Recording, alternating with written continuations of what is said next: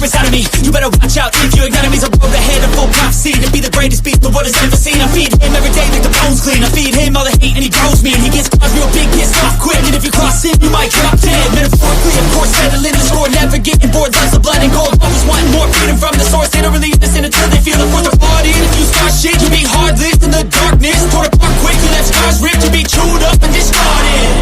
And this world ain't right, won't accept it. Negative energy, I expect it. Once it's in your mind, it's infectious. So fight for your life and reject it. You better give me space, I'm protective. My adrenaline spikes when I'm threatened. And if you stay in my way, I'm aggressive. Cause when there's no exit, I'll kill when I'm desperate.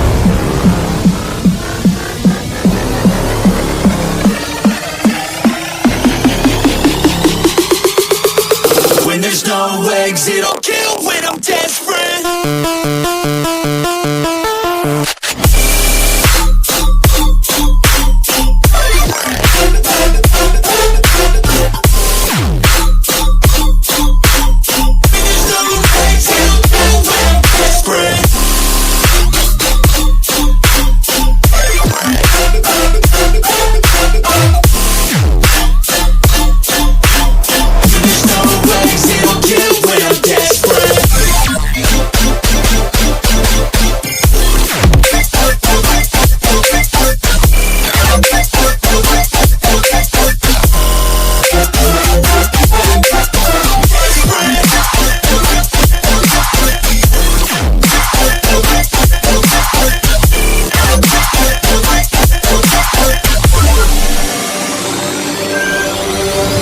And this world ain't right, won't accept it. Negative energy, I expect it. Once it's in your mind, it's infectious. So fight for your life and reject it. You better give me space, I'm protective. My adrenaline spikes when I'm threatened. And if you stay in my way, I'm aggressive. Cause when there's no exit, I'll kill when I'm desperate.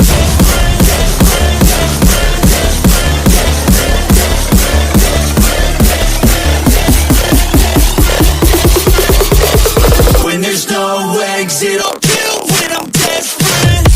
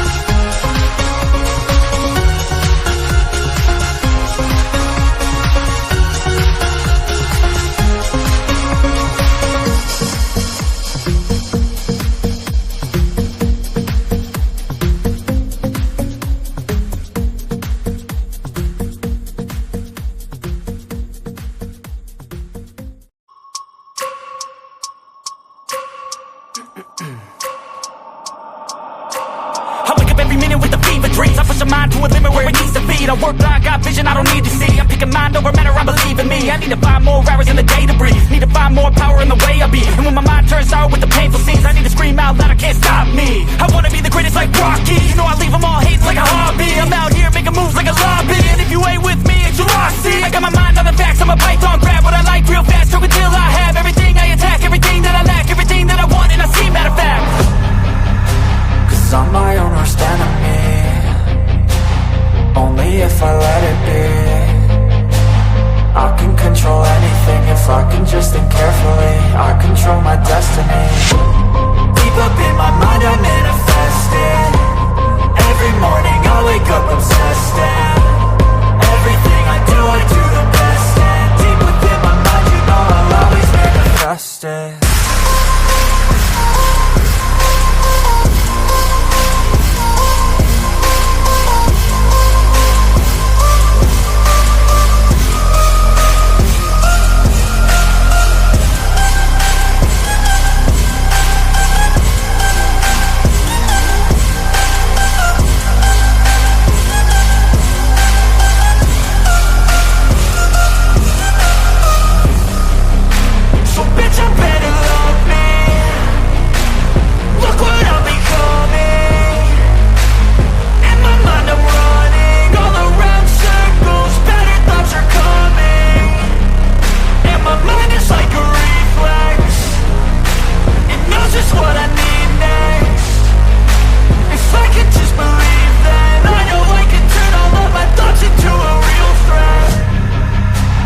I'm my own worst enemy.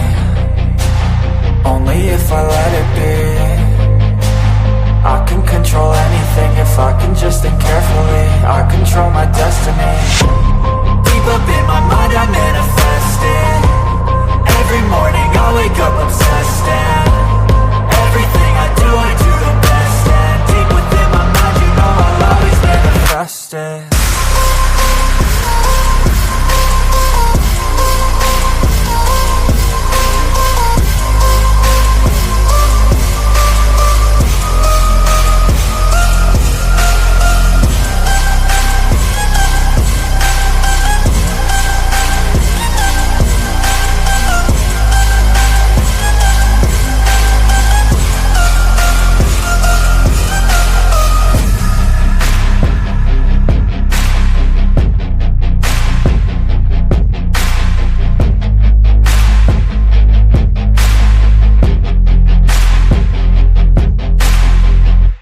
Hello and welcome to My Mind Over Your Matter.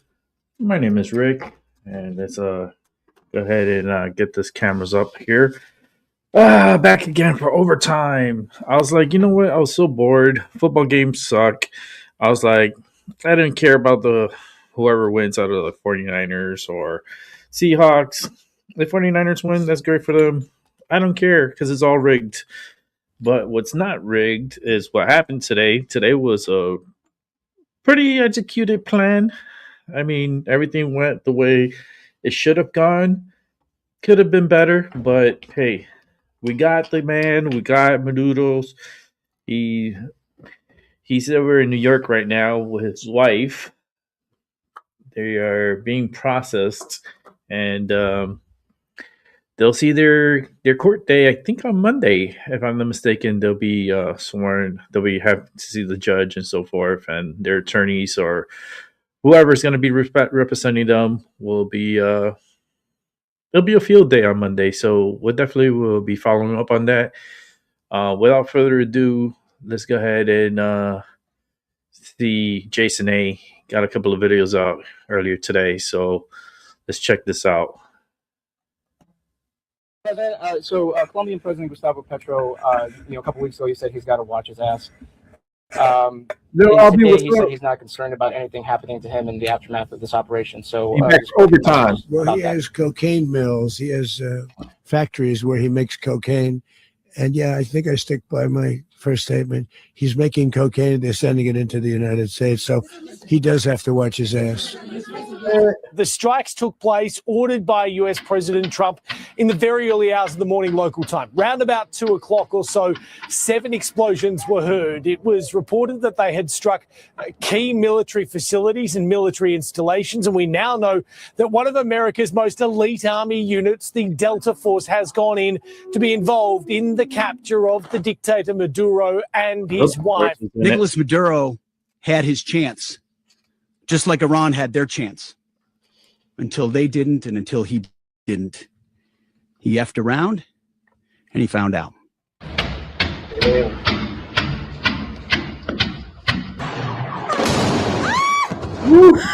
Oh, wow. Those loud blasts could be heard for miles, and the gigantic fireballs lit up the night sky in the Venezuelan capital of Caracas overnight. You see the helicopters in the sky there. President Trump called this overnight operation a large-scale strike. The capture of both Maduro and his wife were carried out by the Army's Delta Forces, an elite special operations group, only after the CIA had identified Maduro's exact location. The couple will be flown to New York today, where they face multiple federal charges, including narco-terrorism. So was this operation a message that you're sending to Mexico, to Claudia Sheinbaum, the president there? Well, it wasn't meant to be, and we're very friendly with her. She's a good woman, but the cartels are running Mexico. She's not running Mexico. The cartels are running Mexico. And we could be politically correct and be nice and say, oh, yes, she is. No, she's very, she's very frightened of the cartels. They're running Mexico. And I've asked her numerous times, would you like us to take out the cartels? No, Mr. President. No, please. So we have to do something because we lost. The real number is 300,000 people, in my opinion. They like to say 100,000. 100,000 is a lot of people, but the real number is 300,000 people. And we lost it to drugs, and they come in through the southern border, mostly the southern border. Plenty come in through Canada, too, by the way, in case you don't know. But they come in through the southern border, and something's going to have to be done with Mexico. We will secure our borders. We'll stop the terrorists. We will crash the cartels, and we will defend our citizens against all threats, foreign and domestic. Other presidents may have lacked the courage or whatever to defend America, but I will never allow terrorists and criminals to operate with impunity against the United States.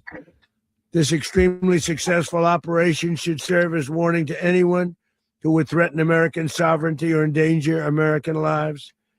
Very importantly, the embargo on all Venezuelan oil remains in full effect. The American Armada remains poised in position, and the United States retains all military options until United States demands have been fully met and fully satisfied. All political and military figures in Venezuela should understand what happened to Maduro can happen to them, and it will happen to them if they aren't just fair, even to their people. The dictator and terrorist, Maduro, is finally gone in Venezuela. People are free. They're free again. It's been a long time for them, but they're free. America is a safer nation. Aquí lo que podemos conseguir es el humo, ese humo que hay ahí que huele como a creolina.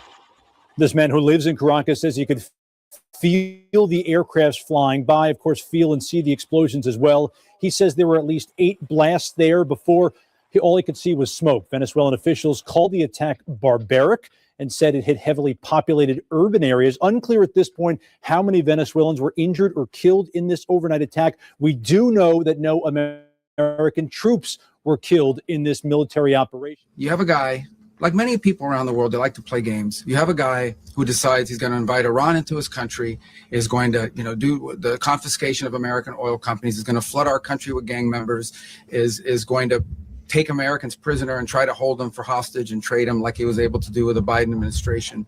Basically likes to play games all this time and thinks nothing's going to happen.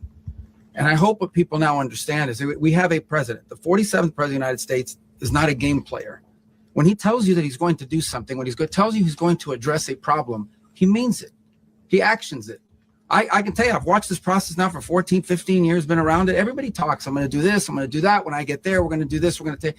This is a president of action. Like, I don't understand yet how they haven't figured this out. And now, if you don't know, now you know, because this is the way it's going to play out. And I think people need to understand that this is not a president that just talks and does letters and press conferences. And, you know, if he says he's serious about something, he means it. And this is something that was a direct threat to the national interest of the United States. The U.S. military was behind multiple strikes this week at a docking area believed to have been used by Venezuelan drug cartels. It was the first known direct operation on Venezuelan soil since the U.S. began strikes in September. Yesterday, Venezuela said it was open to negotiating an agreement with the U.S. to combat drug trafficking. And this morning, we did have a chance to speak to a former federal Venezuelan judge who says he was forced to flee after political pressure and death threats. I want to see my home country as a country with so many opportunities. Sorry. Venezuela is a great country. Venezuelans are great people. We have a rich country who was taken by those criminals since 2000 when Hugo Chavez won the election. And then we need peace in Venezuela. Yes, Olivia, they're getting emotional as he was talking to us this morning. He tells me he wants to see his people live healthier lives and have the opportunity to be free. It's unclear who is currently running Venezuela. Federal prosecutors in New York say Maduro was a rebel group to flood the United States with cocaine and undermine the nation's health and well-being. Finally, a commander-in-chief the world respects and the American people deserve. And as the president said, words can barely capture the bravery and the power and the precision of this historic operation. A massive joint military and law enforcement raid flawlessly executed by the greatest Americans our country has to offer. American warriors are second to none, the best in the world and the best of our country. What all of us witnessed last night was sheer guts and grit, gallantry and glory of the American warrior. I'm simply humbled by such men. And I tip my hat to our chairman, Dan Raisin Kane, and all those Americans who stood watch last night. Our warriors are the elite of America. And again, President Trump has your back. No other country on planet Earth, and it's not even close, could pull this kind of operation off. And no other president has ever shown this kind of leadership, courage, and resolve, the most powerful combination the world has ever seen. As the president said, our adversaries remain on notice. America can project our will anywhere, anytime. The coordination, the stealth, the lethality, the precision, the very long arm of American justice, all on full display in the middle of the night. Nicolas Maduro had his chance, just like Iran had their chance, until they didn't and until he didn't. He effed around and he found out. President Trump is deadly serious about stopping the flow of gangs and violence to our country, deadly serious about stopping the flow of drugs and poison to our people, deadly serious about getting back the oil that was stolen from us, and deadly serious about reestablishing American deterrence and dominance in the Western Hemisphere. This is about the safety, security, freedom, and prosperity of the American people. This is America first. This is peace through strength. And the United States War Department is proud to help deliver it. Welcome to 2026. And under President Trump, America is back. All right. Let's continue on with more from Jason A. What should we do in order to stop that? He has offered everything. He's offered everything. You're right. You know why? Because he doesn't want to fuck around with the United States. Thank you, everybody. Thank you. Thank you, everybody.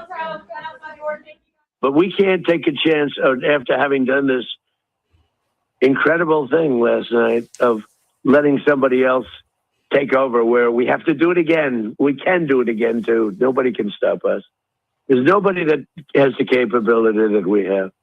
You know, when I watched that war in Russia going on and on and on, and everybody everybody dying, and it's like it's primitive. It's primitive. It's horrible. It's really horrible. Could you tell it? Про Венесуелу? Ну, як тут відреагувати? Ну, що я можу сказати? Якщо можна, так, з диктаторами, ось так, то Сполучені Штати Америки знають, що їм робити далі. Tell me how this news is being received in Iran. How's it being received in Russia? How's it being received in China? All three, predictably, will deplore this kind of activity publicly. Privately, they will be impressed with the military capability here. I would argue none of those three militaries could have executed an operation like this. And again, we tend to just breeze by this. But the idea of finding, fixing, kidnapping, taking him out alive with his wife, no casualties on the side of the U.S., that's an extraordinary military operation. So I think while there will be a lot of public condemnation of the United States, predictably from those three nations, privately they'll be saying to themselves, that's a very capable military. That's not a bad thought to pop up in Beijing, Moscow, and Tehran these days. Go ahead. Is there a message here for Cuba and Diaz-Canel? Well, Cuba is an interesting case. Cuba is, not doing very well right now. That system has not been a very good one for Cuba. The people there have suffered for many, many years. And I think Cuba is going to be something we'll end up talking about because Cuba is a failing nation right now, very badly failing nation. And we want to help the people. It's very similar in the sense that we want to help the people in Cuba, but we want to also help the people that were forced out of Cuba and living in this country. Do you want to say something about that, Marco, please? What happens in Venezuela, what happens in Israel, everything's connected, Iran. First off, let me ask you this, Ambassador, your reaction when you saw what happened with the military and law enforcement operation in Venezuela. Well, my first reaction, Rob, was to say, praise the Lord and thank you, President Trump. A lot of people may not make the connection as to why this matters to us in the Middle East. What they don't know is that Hezbollah is very active in Venezuela. There has been a 20-year partnership between Iran and Venezuela under both the two previous dictators. The ties are deep. And Hezbollah operates in 12 different countries throughout South America. It is not just a threat in the Western Hemisphere. It is a threat to the Middle East. So for the president to go after Venezuela not only deals with narco-terrorism and the many deaths of Americans who are killed by the poison of drugs, it is going to make life for those of us living in the Middle East much better, much safer to take Maduro out, to recognize that Hezbollah is active here, targeting not just Jewish people in all over South America, but using those tentacles to ultimately reach into the United States. This is good news for America, good news for the world. What's being done to protect Americans in the country, and were any of the detained Americans? Well, right now they're very protected because nobody's going to mess with us. They're very protected. The people of, and we let them know that you better not touch one of them. Are you concerned that bad elements of the Maduro regime will remain in place? Well, we know who they are. We're on them, and they're acting much differently now than they would have acted 2 days ago. Okay, wait, behind you, please. Mr. President, why is running a country in South America America first? Mr. President, you're already getting reaction from members of Congress on both sides. One Democrat, Jim McGovern, is saying that you did not get authorization from Congress. And he says Trump just launched an unjustified illegal strike on Venezuela. Wanted to get your reaction to that. Well, look, these are weak, stupid people, and they're trying to save themselves from almost destroying our country. If I didn't get elected, our country would not, I don't even think we'd have a country right now. We were heading down the path of destruction. We had inflation. We had high prices. They're the ones that caused high prices, not us. We're bringing the prices way down. We have oil now in many places, $1.99 a gallon. Donald Trump about what's happened in Venezuela? No, I haven't. And it's obviously a fast-moving situation. And we need to establish all the facts. what I can say is that the operation, and as you'd expect, we're focusing on British nationals in Venezuela and working very closely with our embassy. And so I will want to talk to the president, I will want to allies, but at the moment, I think we need to establish the facts. I think President Trump is doing a press conference later, so hopefully more information will come then. Well, which the White House has said, is that America carried out strikes on Venezuela and captured their leader, Maduro. Some politicians in this country have already condemned that. Do you? Well, I want to establish the facts first. I want to speak to President Trump. I want to speak to allies. As I say, I can be absolutely clear that we were not involved in that. But I think at this stage, fast-moving situation, let's establish the facts and take it from there. And just lastly, for people who might have family there or the small number of Brits in Venezuela, there are some there, it might be a small number, but of course people will be very concerned. What would their advice be? Yeah, there's about 500 there in Venezuela, and we're working with the embassy to make sure that they are well looked after, safeguard advice. So working at pace with the embassy. It is a small number, but it's an important number. Venezuela, wealthy America, but years of socialist rule have brought this once thriving nation to the brink of ruin. That's where it is. Nationalized private industries and took over private businesses. They engaged in massive wealth confiscation, shut down free markets, suppressed free speech, and set up a relentless propaganda machine, rigged elections, used the government to persecute their political opponents, and destroyed the rule of law. Done in Venezuela, all of the same things that socialists, communists, totalitarians have done everywhere that they've had a chance to rule. The results have been catastrophic. Almost 90% of Venezuelans now live in poverty. In 2018, hyperinflation in Venezuela exceeded 1 million%. Crippling shortages of food and medicine plague the country. Socialism has so completely ravaged this great country that even the world's largest reserves of oil are no longer enough to keep the lights on.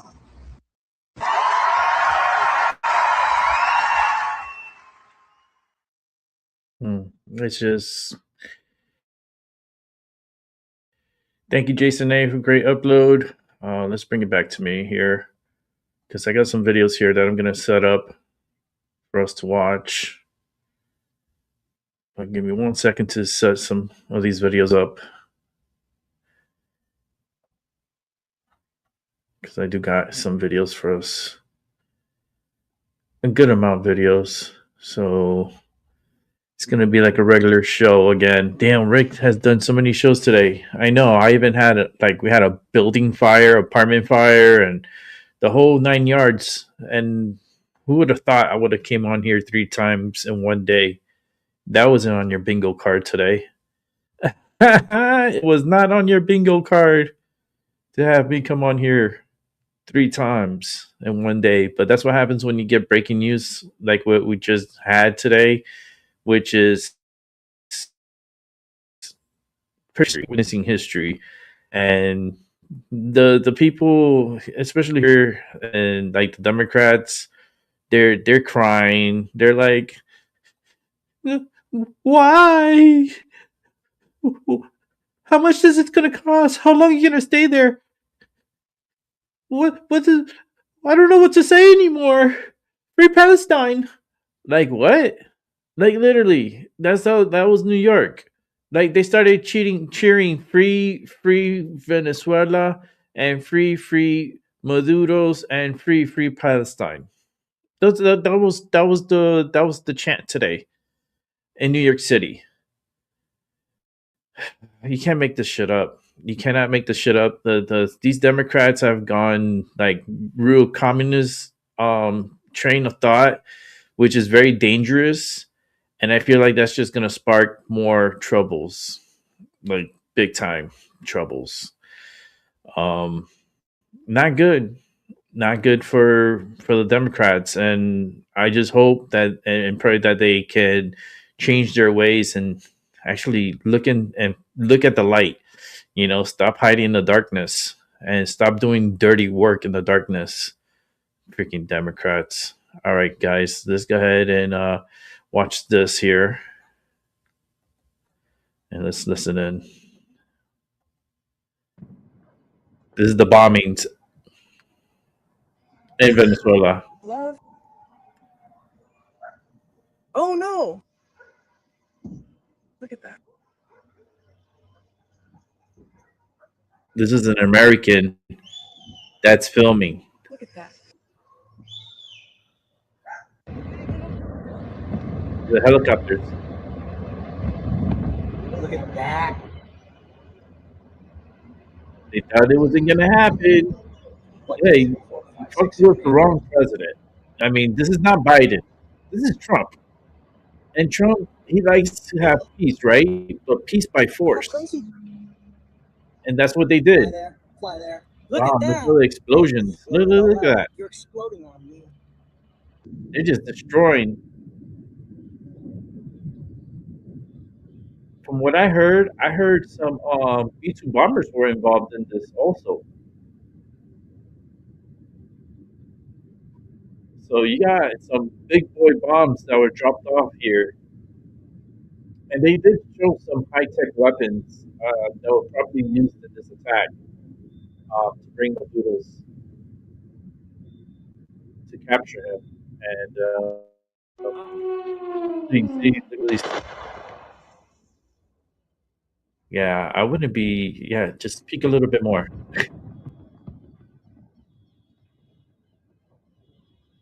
And all these places that they are hitting have been scouted beforehand, so they knew these are the targets they needed to strike. And look, and they're hitting every target on point. Caught fire in this. Oh man.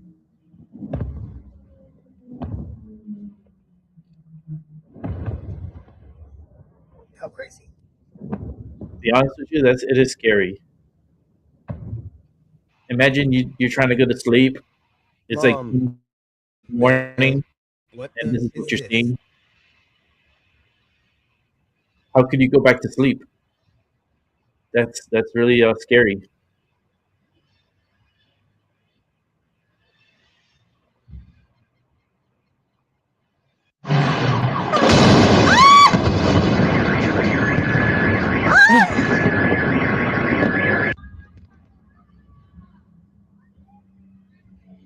Look, burned.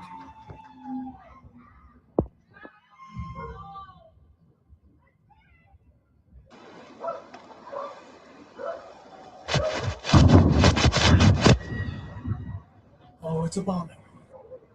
Okay. Get up. Get up there.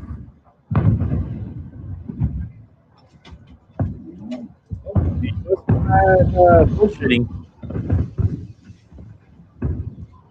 U.S. definitely was not bullshitting.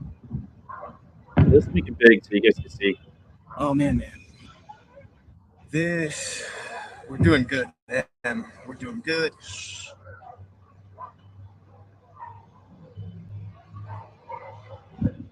It's time to light up. Light our medicine for Venezuela. All we need now is. We can hear helicopters. It's 1:58 in the morning. And now. They're attacking Fort Fula.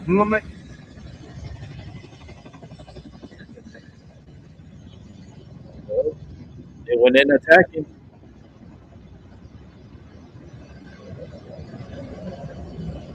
Took out a lot of military installations. Mom, it's exploding. Man. Oh, man.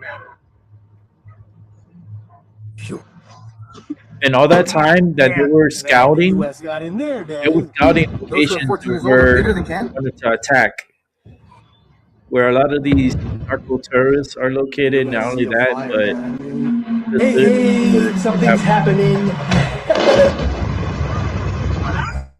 It caught fire. Another one's coming. Another one's coming. Dumbass. Careful. Careful. Come on, let's hit it here. Come on, come on. Up there? These people are driving through war here, like a little. Oh man, there must be bombs flying. That must be scary to drive. Planes flew by. Yeah, I heard it. Oh, Mom, look at another one.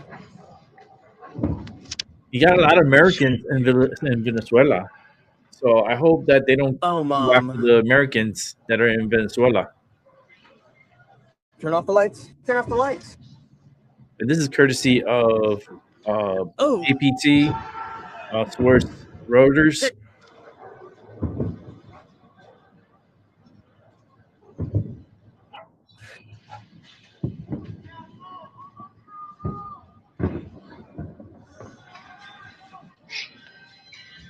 Hey, turn it off. Mom, tremendous explosion. Yeah, Mom. Over there, my friend.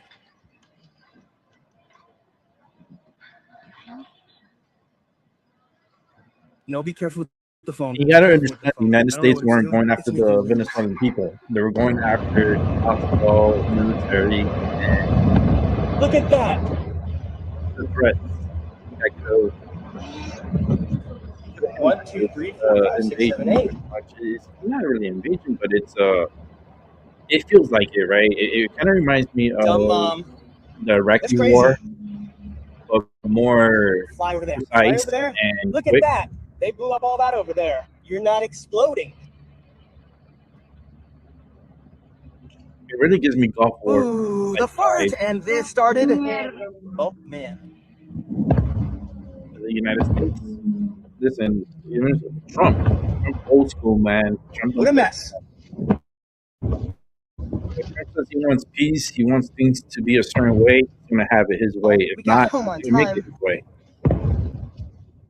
Look at that. And the fact that Venezuela was playing with him and tried to call him bluff, that he wasn't bluffing, and the fact that the cards were dealt and Trump had the hand, he's like, you know what? Let's make our move. There you go. F you. He went straight in for it. He's like, F you. Here you go. This can't be serious. Oh, let's move it. It's like, this can't be serious. Record there. It Record is. Look from above on the mountain. Look at that. It's. I have a heart. Call right now. Look at this. This is a very nice, actually, footage from above. Are you recording? Yeah. Give me some fog. I have my heart. Wow. Over there. And they tried it. They tried to get Manudos to leave. They tried, and they told him. They thought they were going to bluff. Okay. Let's go. What happened? Go around, find out. Listen to that. I don't know what that is. Yeah. I'm gonna rewind this a little bit, and I want to see this right here. It's good. A heart attack. No. Come on, let's walk. Let's go. This one.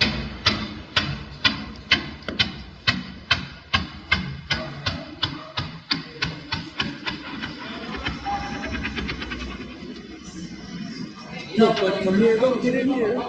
Whatever that was powerful. All right, guys, let's see here. Let's come over this side. This one I'm not gonna play sound because it's nothing but music, I believe. So let's take a look at this. Before and after. This is the before and after the strikes. So that was the before, this is the after. This is before, after. Another before and after. Ooh, wow. Look at that. That whole facility is gone. So they pinpoint exactly what they wanted to destroy. Look at that. Wow. Man, very precise too. That's one thing about the US weapons, man. They are, look at that. Pinpoint perfect. Holy shit. Oh, let's see this.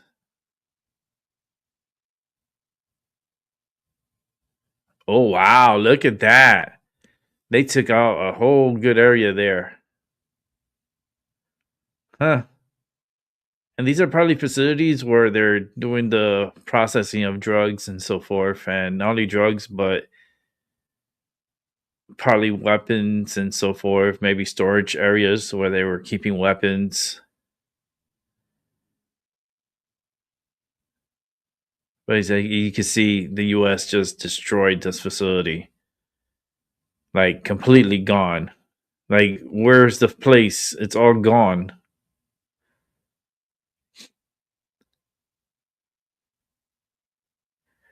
It's like, these are the before and after. Look at the, wow.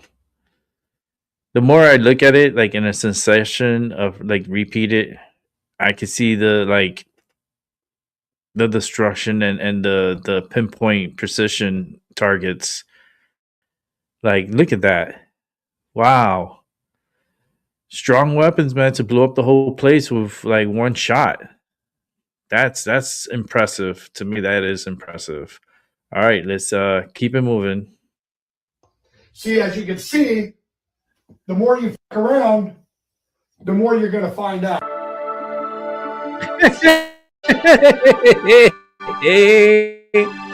Hey guys, welcome to the Liberal Hive Mind, a channel solely focused on exposing the abundant hypocrisy of left. And of course, here's your meme of the day, brought to you by 5mind.com. Well, here we go again, the same kind of experience that we're used to at this point. The same fake moral and policy panic following Trump's absolute triumph in Venezuela. And I'm sticking to that description of events here, you know, no playing coy or tiptoeing around this stuff. I know there's a lot of people who want to convince you that, oh, what happened here was actually bad. Ooh, more regime change. Ooh, so controversial, international law, this, that, and the other. But me personally, I'm not falling for any of it. No, I am unabashedly, full throttle supporting what happened here. What an absolutely flawless operation, in and out in 2 hours, snagged that absolute scum, that little roach tyrant known as Maduro, and doing it all without a single U.S. casualty. It pretty much doesn't get any better than that. But of course, we've got so many naysayers. We've got so many people coming in, even people from the right. These cowardly, supposed right-wingers, probably the same people who wanted to ditch Donald Trump for Ron DeSantis back in 2024. The same devil's advocate posers that are all over Twitter claiming that this was a massive betrayal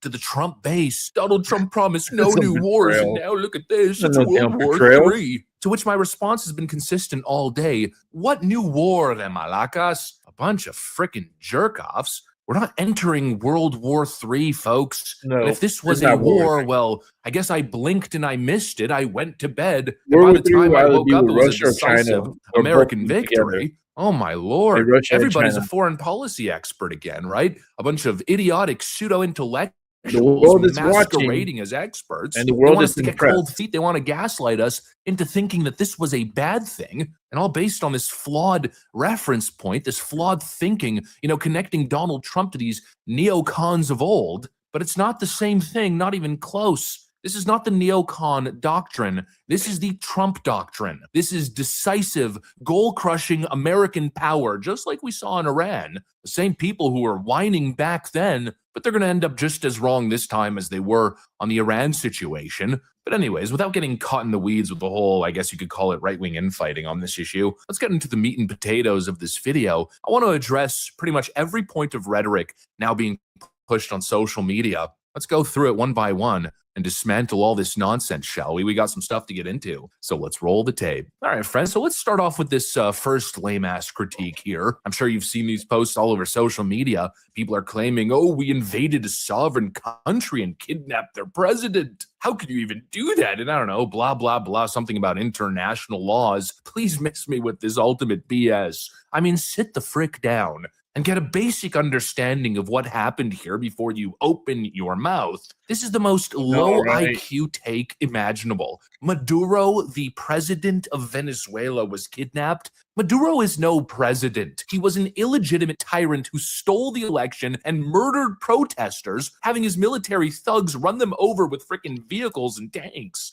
And the Venezuelan people were just liberated from this madman's grip. Not to mention it goes well beyond that. His regime was a direct threat to American lives. Not to mention this national security nightmare, opening this back door for Russia and China. And of course the oil, right? You know, Venezuela happens to be sitting on the biggest oil reserves on planet Earth. And those oil reserves were directly feeding into the Russian war machine, into the Iranian regime chasing nuclear power so they could wage freaking jihad war on the rest of the world. And of course, fueling the Chinese authoritarian regime. This guy had to go. And if you can't grasp that very clear national security nightmare scenario, well, then I cannot help you. But then, of course, speaking of oil, we've got the classic talking point, the left's favorite talking point. It's just about the oil, man. The same lazy talking point over and over again. And all the people repeating this talking point think they're making some sort of deep geopolitical point. And look, I grew up in the George Bush era, so I've heard this countless times, a million times. It's a freaking cop-out. And I'm tired of pretending as if it's a worldly sin. You know, at this point, I just want to own it.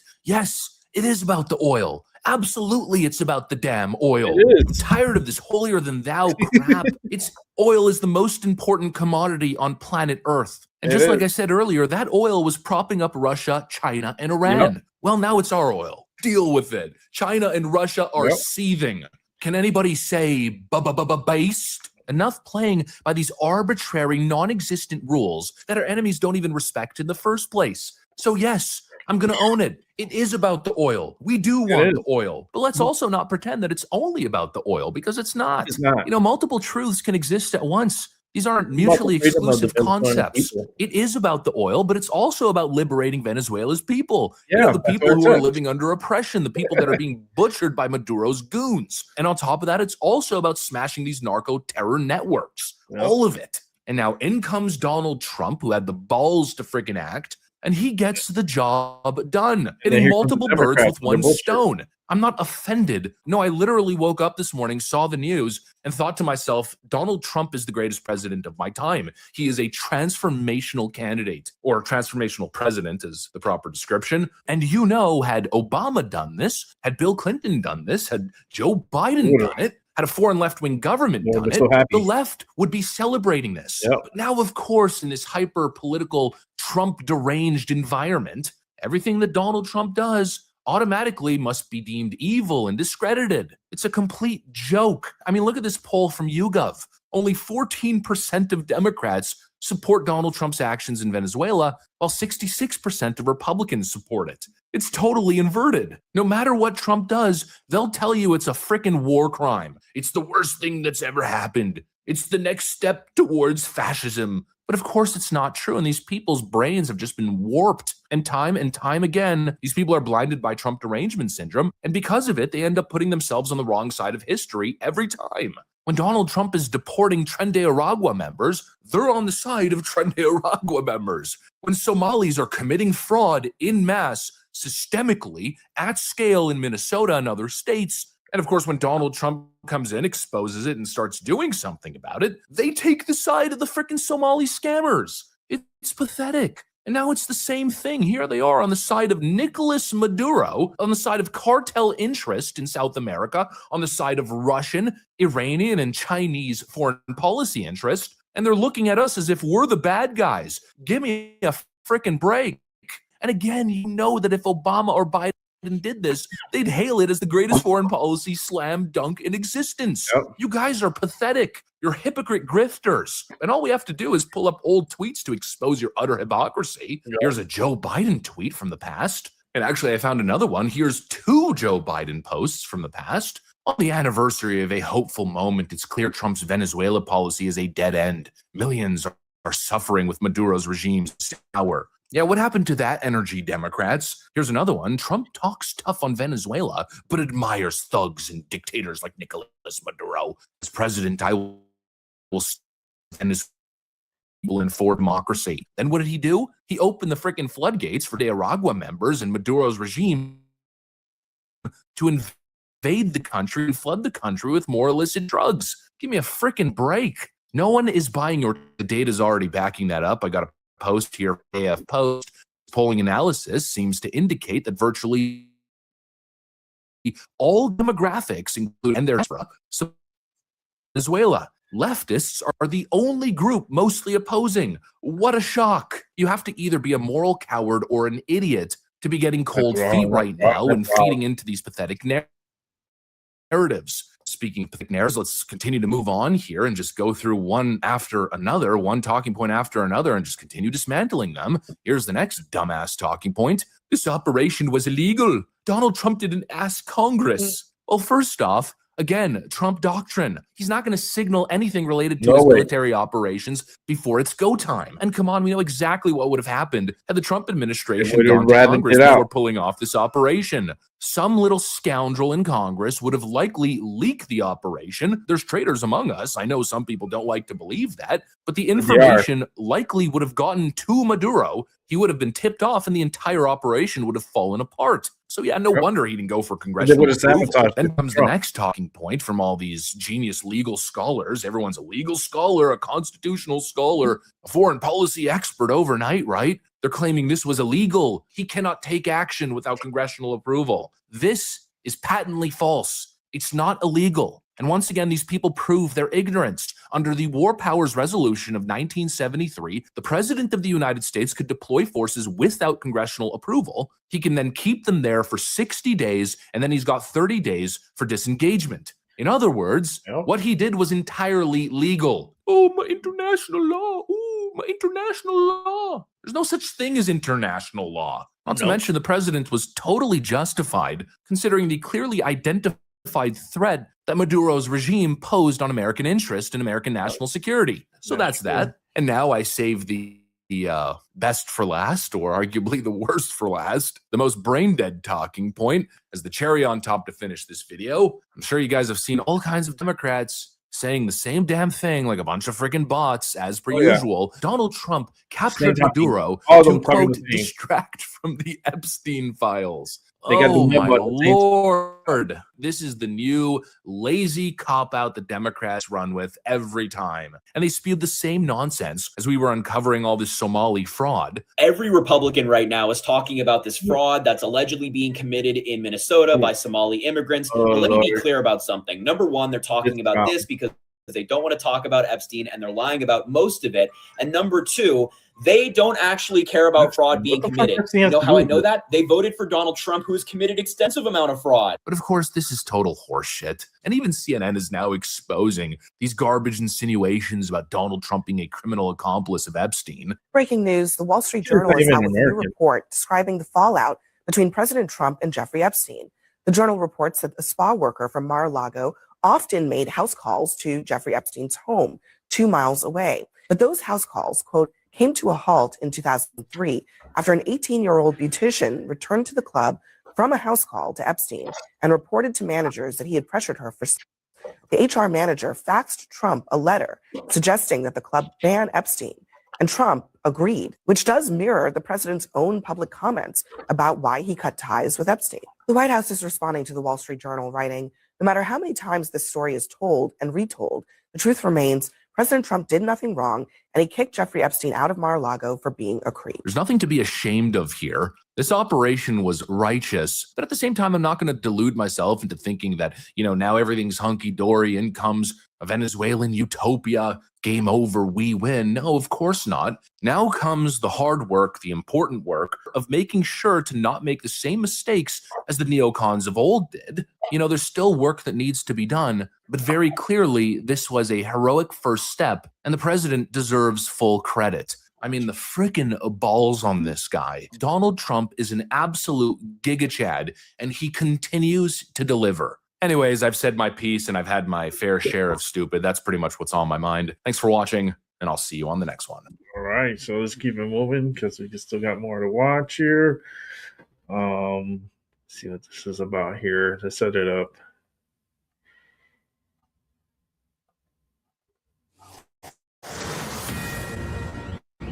Maduro and his wife will soon face the full might of American justice and stand trial on American soil. But we have people where the overwhelming evidence of their crimes will be presented in a court of law. And I've seen it. I've seen what we have. It's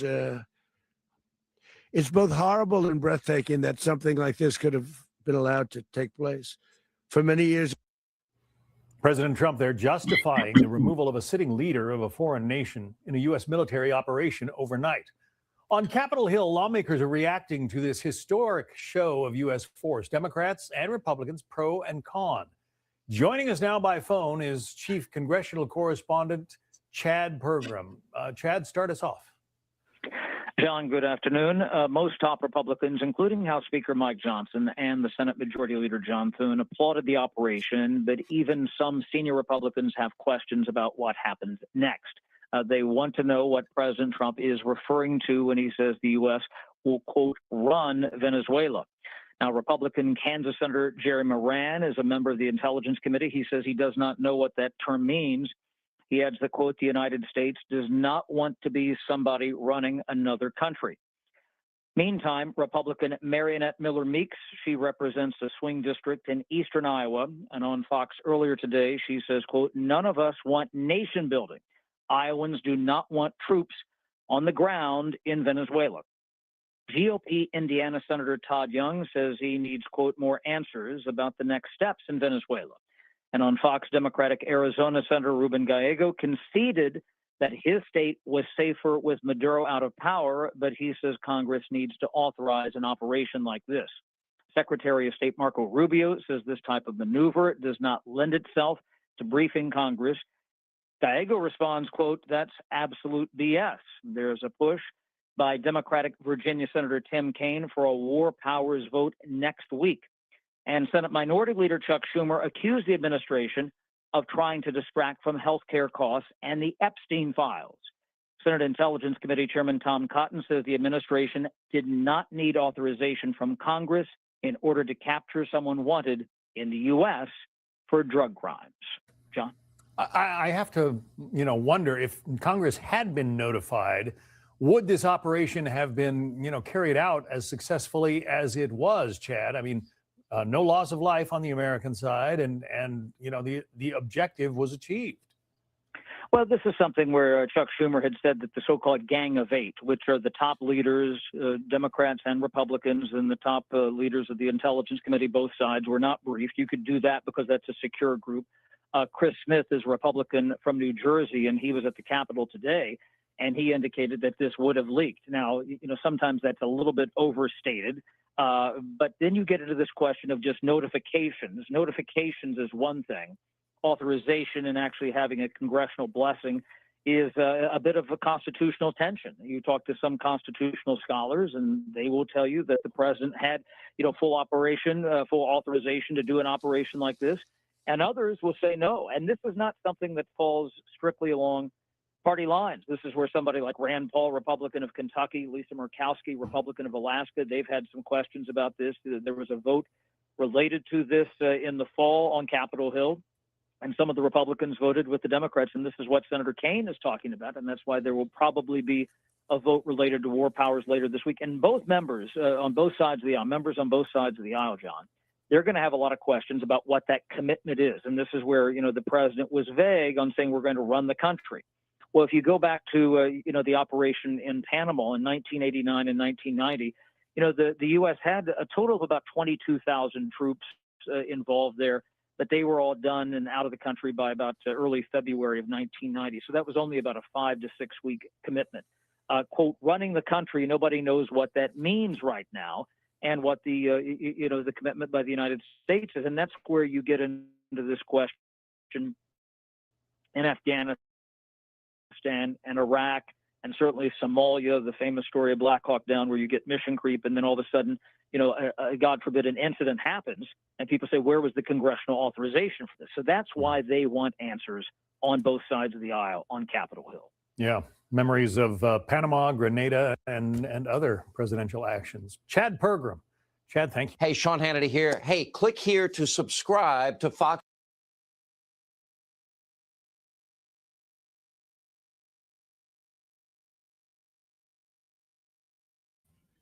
All right. How you guys doing tonight? I'm gonna do a little housekeeping here real quick. Just to clean up some of the videos that we already seen. Just gonna remove them. Let's see, everything here is okay. I have to do a little resizing on some of these videos because I did open a few of them. So bear with me.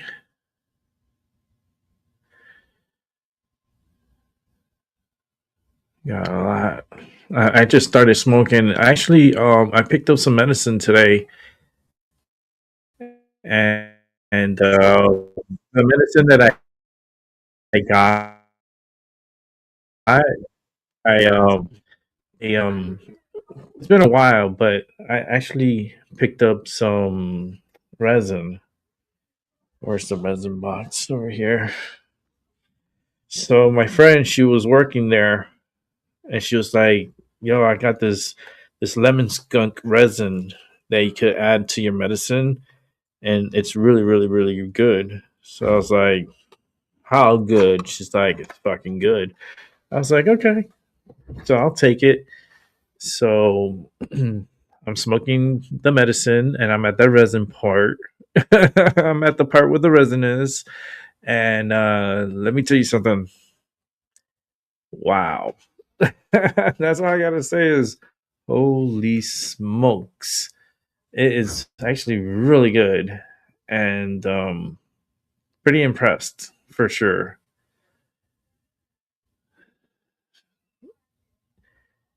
Let me see.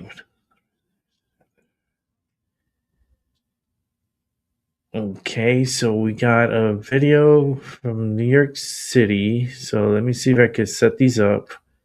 I got CNN. Yeah, we'll watch the CNN because we have to. I want to be fair and balanced and be able to watch both sides without choking myself to death after watching CNN, because it's like you watch them, you just want to hang yourself. It's horrible. That network is horrible. I'm not of it at all. Never been a fan of CNN. I don't even recall when I was younger, if I ever watched CNN. And I was not an avid CNN watcher. Not at all. All right. Everything's like a little slow here, so let me figure this out. Okay, let me just set up the sound on this one. And then let's do some resizing.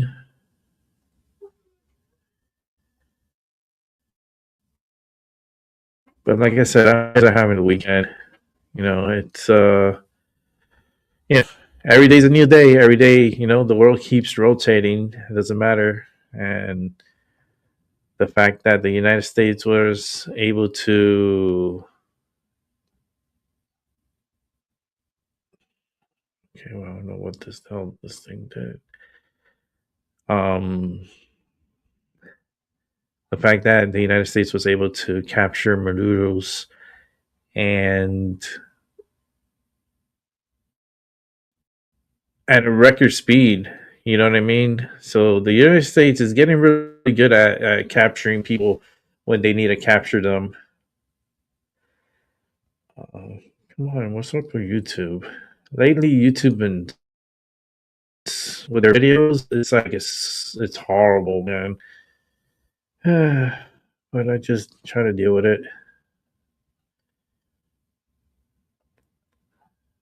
Okay, just like Make sure I got all the videos sized up. A lot of it has to deal with what happened today. So majority of today's show will be about everything that happened today, and we'll mix in a little something in between. If I could what's going on here?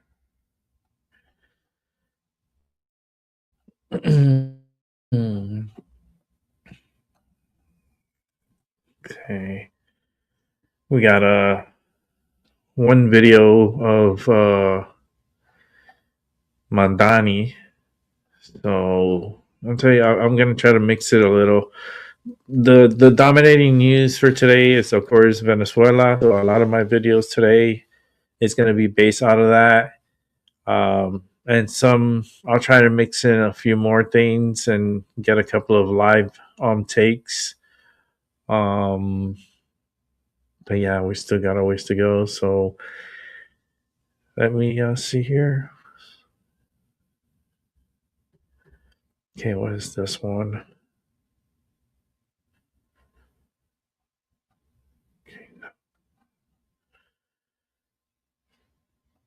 Okay, we're gonna watch this one. Of course, the audio's out.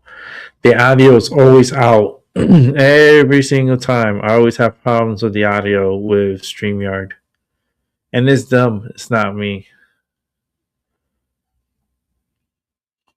Okay, here we go. For congressional reaction, let's bring in House Intelligence Committee Chairman and Arkansas Republican Congressman Rick Crawford. Congressman, welcome. Hi.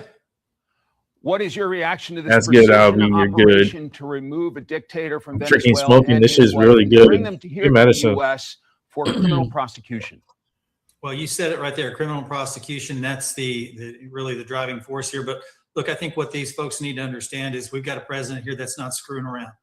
And I've been watching and for almost my entire time in Congress and waiting for some leadership in the Western Hemisphere. And by gosh, we have it now with President Trump. This is exactly what the Western Hemisphere neighborhood needs.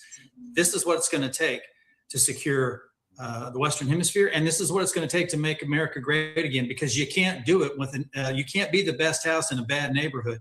You need to secure the neighborhood. Pretty clear the commander-in-chief is working with his team trying to figure out next steps to get a proper government in place in Venezuela. Do you have concerns about this transition?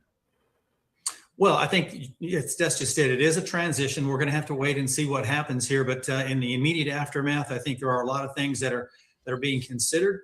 But, you know, nobody's talked to the Venezuelans about this. And what we have seen is in South Florida, where we're seeing Venezuelan expats who are celebrating this. And that is good news. If that is reflective of, the sentiment in Venezuela, then that's good. And we would probably be in a good position to be able to facilitate a peaceful transition here and put a genuinely, rightfully elected individual to lead the country of Venezuela. And what we know about Venezuela is it's one of the most mineral-rich countries on the planet, and it has devolved into essentially, political thunderdome, repression of its people, facilitating cartels, things of this nature. And President Trump says, we're going to fix that. And that is part and parcel of fixing the Western Hemisphere and his leadership to do that. Mr. Chairman, I want to play a clip from President Trump, and I will get you to react to it. We're going to run the country until such time as we can do a safe, proper, and judicious transition. So we don't want to be involved with having somebody else get in, and we have the same situation that we had for the last long period of years. So we are going to run the country until such time as we can do a safe, proper, and judicious transition. When you get briefed by Trump administration officials, presumably in the coming days, will that be among the questions in terms of how do you do the transition, and is there a timeline for that transition? Safe, proper, and judicious. And I think those are the key words there. And I think it's important to note that if we just do a smash and grab and leave, we haven't done anything to help the Venezuelan people. What we need to do is make sure that Venezuela is in the appropriate hands, and so they can engage in self-determination. I think that's what the end game is here for the president. And the commander-in-chief made it pretty clear that for those Venezuelans still there who may be thinking about taking over or still in senior government positions, that he would not hesitate to go back in if necessary. What about that? Yeah, I think anybody who's not taking him seriously does so at their own peril.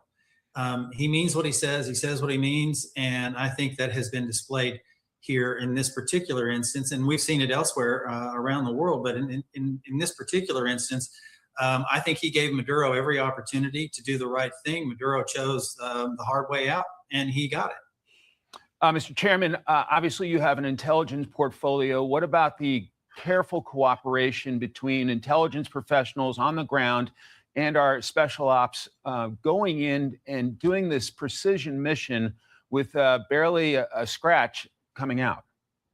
Yeah, I think what that is a testament to the professionalism of these individuals. This was a DOJ operation as we are basically serving a warrant, taking an individual into custody, a fugitive from law. There was a sealed indictment against Maduro's wife that most American people didn't realize. So she's also in custody. So hats off to everybody involved, from our federal law enforcement to our military, to our intelligence community that helped provide the accurate picture of when and where this strike could be executed. It was done with great precision and reflects great credit upon them and the individuals and the agencies that they work for. Do you believe the American people will be supportive of this operation, particularly as this case against Maduro and his wife plays out in federal court in New York City? I think what we'll see as this case is adjudicated, as you indicated, I think that we're going to see more and more facts come to light that will probably not look good for Maduro, but maybe look better for the United States and indicate that the president was right in bringing him to justice. He has provided a safe operating space for cartels that have really been responsible for hundreds of thousands of deaths in the United States over a period of years. And so I think the action was appropriate. And I think what's coming is probably good for the Venezuelan people. I think they want to see liberty and self-determination in what once was a great country and can be again. 15 seconds. Is America safer today, sir? Absolutely it is. And I tell you, America is safer today because we have a president that cares enough to engage in these kinds of operations to protect the American people and our neighborhood. Chairman Rick Crawford, grateful for you coming on today. Thank you so much, sir. Yes, sir. Hey, Sean Hannity here. Hey, click here to... Click there to keep you quiet for a moment. Oh, here we go. CNN, get ready. It's going to boil your blood. I do want to go to Omar Jimenez, who is following these helicopters landing in New York, which you were looking at just moments ago. Omar, what are you seeing?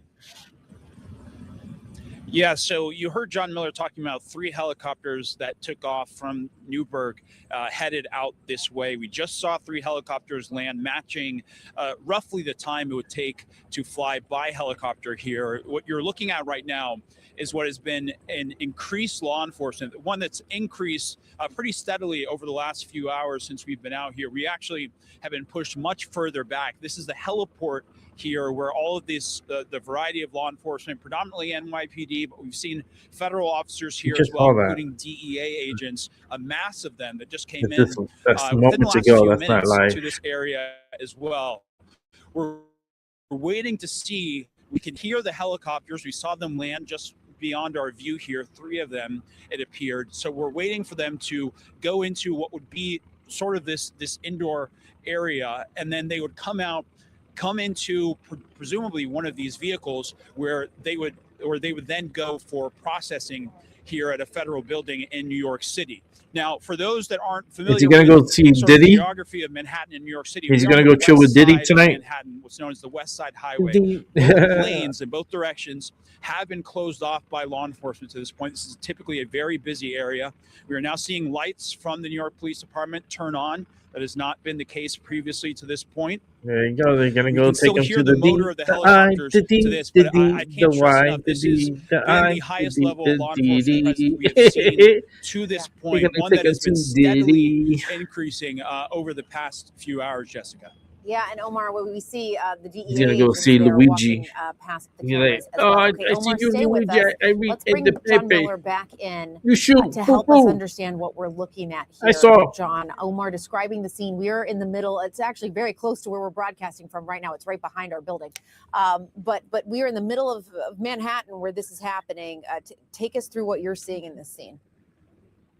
Well, what you're seeing is a joint force. You have DEA agents, FBI agents, and a contingent of NYPD people broken into specialized units that are going to make this critical move. Obviously, this is done under very tight security because you're dealing with an individual who is charged with being in league with some of the most violent drug cartels in the world, who is also a world leader in his own right, or was at least until this morning. But what you're looking at there is a armored vehicle that is what they call a Bearcat. This is an armored vehicle that contains what they call a CAT team, a counter assault team, which is part of this motorcade. So you'll have a vehicle that will contain President Maduro and his wife, maybe in a separate vehicle. You'll have the escort vehicles, which are from NYPD's Highway Patrol. They have the route between where they are and the location they are going to frozen. As we watch that move out, we see the van, and then we're going to see the armored vehicle following that, which is the counter assault team. They're driving to Brooklyn now? Is that the plan? They're driving to a separate location. For security reasons, we're not going to get into that location on the air live, but that location is a secure law enforcement facility. They are going to go through the booking process there, and then they are going to go to that other location. So you see the armored vehicles, you see the van, you see the ambulance, which is part of the contingent because they've already, had to deal with some medical issues along the way. It is pretty remarkable. I want to go to Omar for a second as we're watching this happen. Omar, this is a Saturday night in Manhattan, and this is just an incredible law enforcement, likely again with the now ousted president of Venezuela having traveled here. Just describe the scene for us. This is somewhat surreal.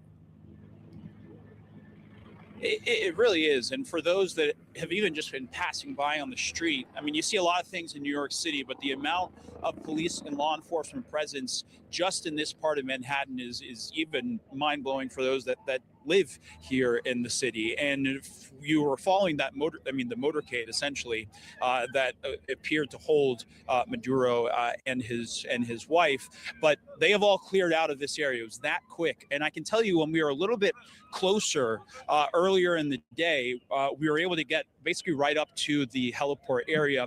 We saw them sort of what appeared to be tracing a path from the exit of the heliport through the gate over there. And the way they positioned their vehicles, it appeared that it was just going to be a very quick transfer from that heliport into the vehicles, pull out, and that is exactly what we just saw happen a few minutes ago here. Yeah. And as you saw, the level of law enforcement presence just going down the West Side Highway from the armored vehicles to that variety of law enforcement, it's astounding to see on a city street here in New York, Jessica. Yeah, it certainly is. I want to go back to John Miller if he's still with us, because I have another logistical question for him, John, which is, when I lived in D.C., you were used to seeing motorcades, and they were very used to clearing streets there. Obviously, New York can do that because it gets its fair share of dignitaries as well.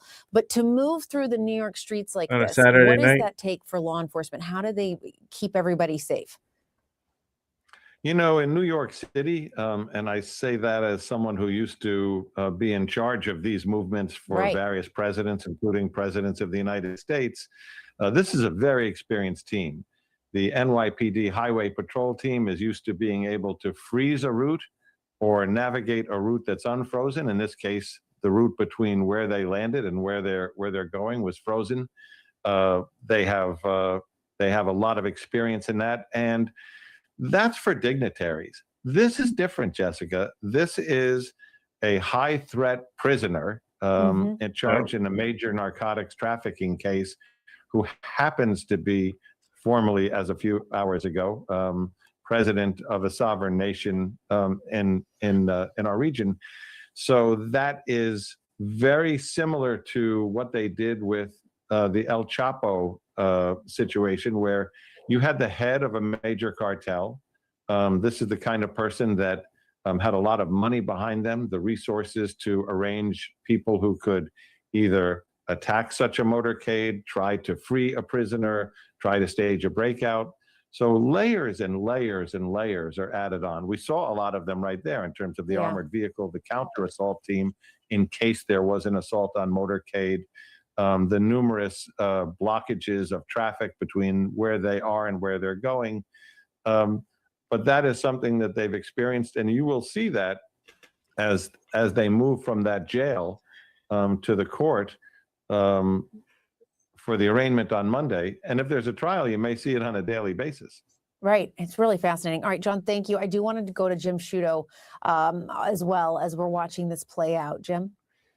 Jessica, I would just say we have to remember how we got to this moment of those helicopters landing on the West Side Highway. Nicolas Maduro was president of Venezuela, a Latin American country of tens of millions of people, until this morning, when he and his wife were taken out of their bedroom by the U.S. Delta Force in a highly complex military operation to, in effect, decapitate the leadership of a major country in Latin America. It is a remarkable, what a I don't word say to ending, but use. just next chapter, right? This arrival in New York for prosecution in an It has enormous to be CNN, event of course. with a whole long list of questions Why would they still use to be that word? answered.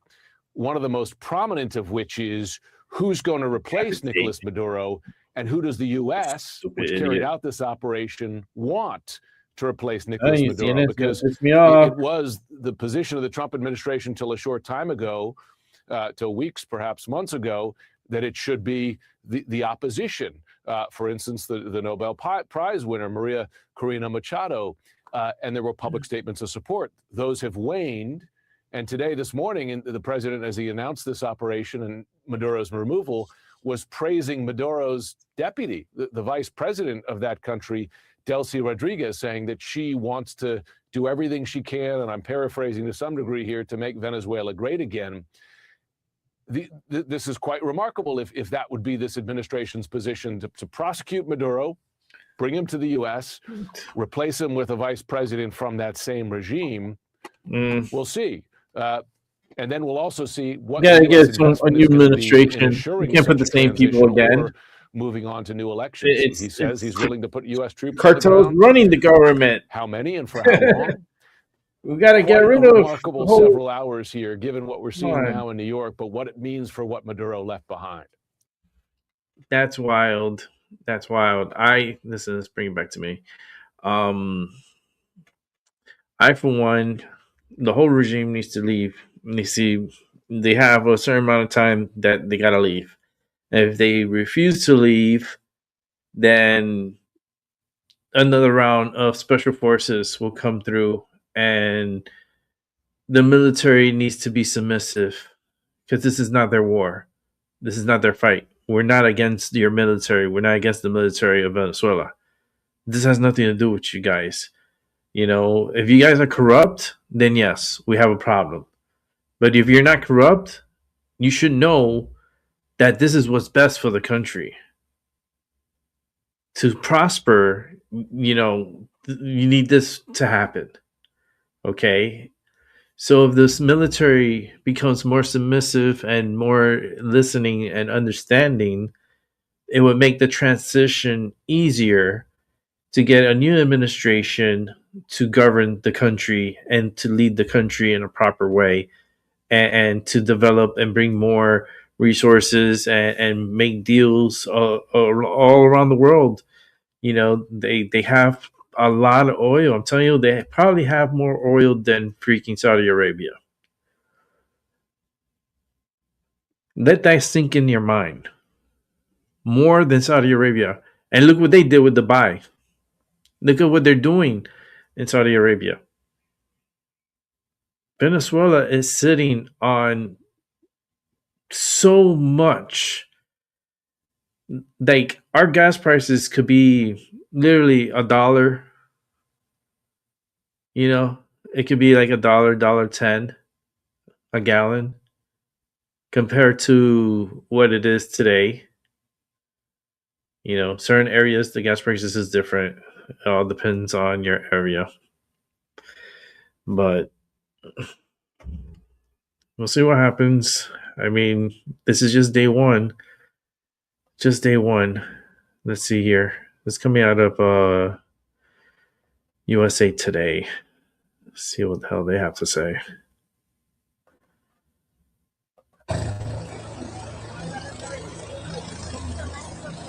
Oh, this is the helicopter where Maduro's going to be put into some vehicle and taken off. I'm actually rolling me out another joint. This is going to be a 2-joint show. I'm going to put a little bit of this resin. Just a little bit of it.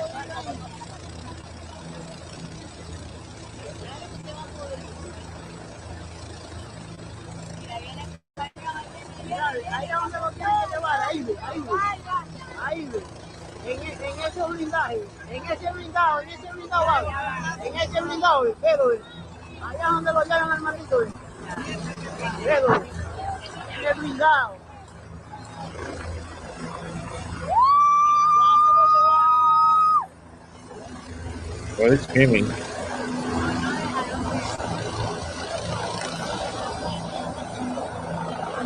I'm like, why are you screaming?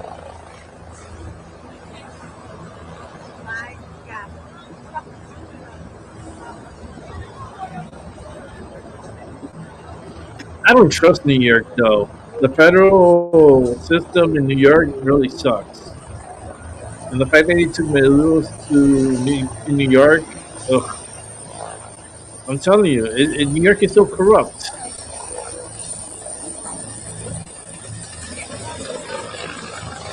It's so corrupt over there.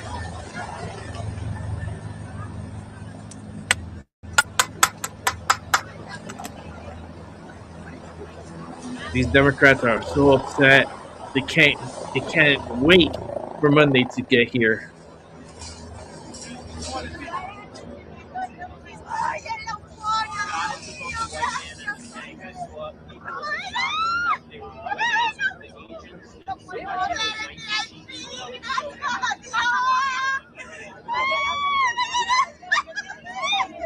What the hell's going on over there?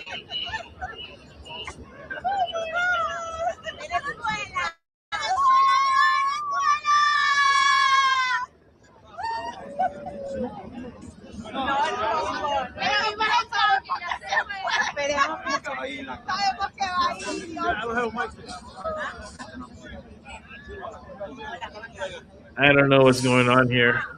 I'm rolling me another joint. I don't know what's going on over here.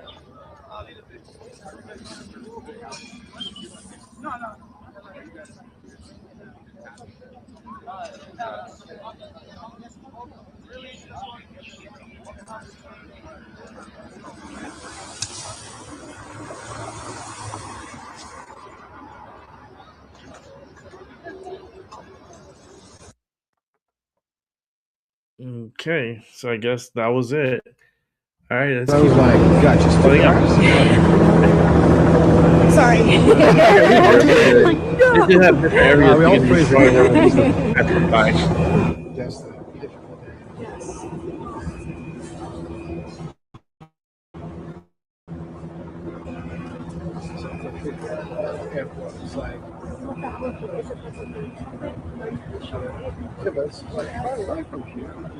Okay. 15 bucks and what's up?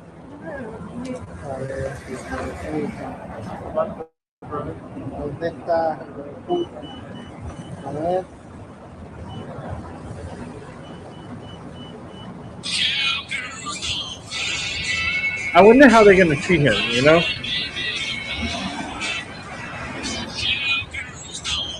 Does he get like a special room that has like more cushions and more pillows and more comfortable?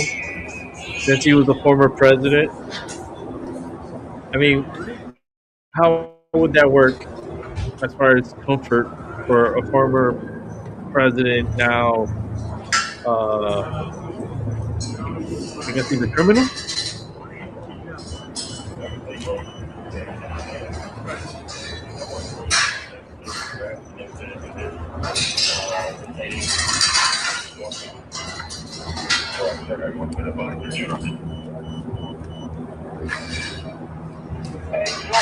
Very interesting. Like, very interesting.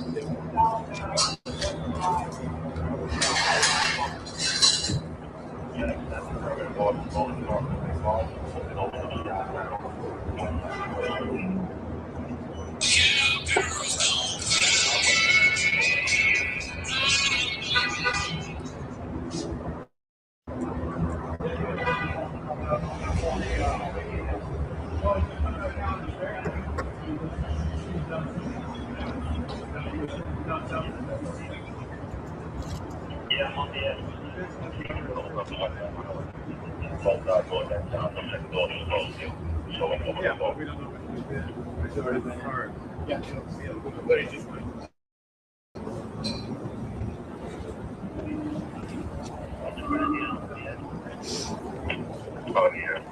You can open up. Start the scale. You can open up. Are we looking from north on 10th?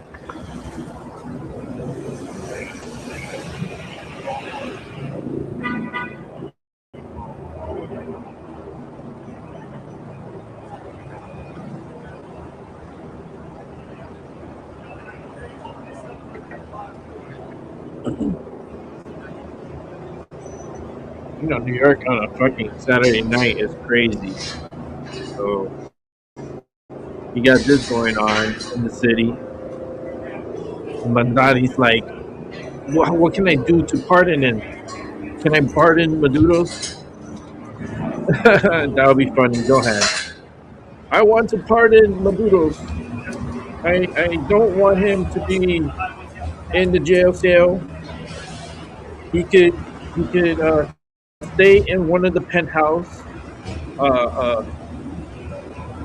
And it'll be guarded, so he can't leave anywhere. He has to be stuck in a penthouse. Make sure to give him a penthouse that's overlooking Central Park. You know, we want him to really suffer, so he can look at the park every day. I mean, that's how lately our justice system has been treating these type of criminals. They don't hold them to any accountability, and they usually get away with it.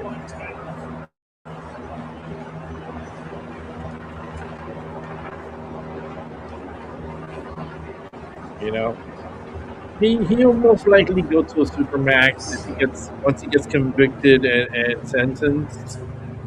He'll be serving his time probably in a supermax, maybe somewhere in Colorado. They'll probably send him,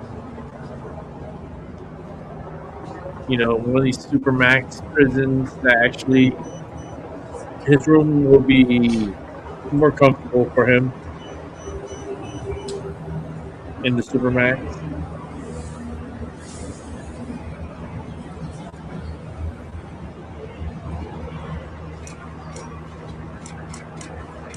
All right, got my medicine all rolled up for round 2. The last one.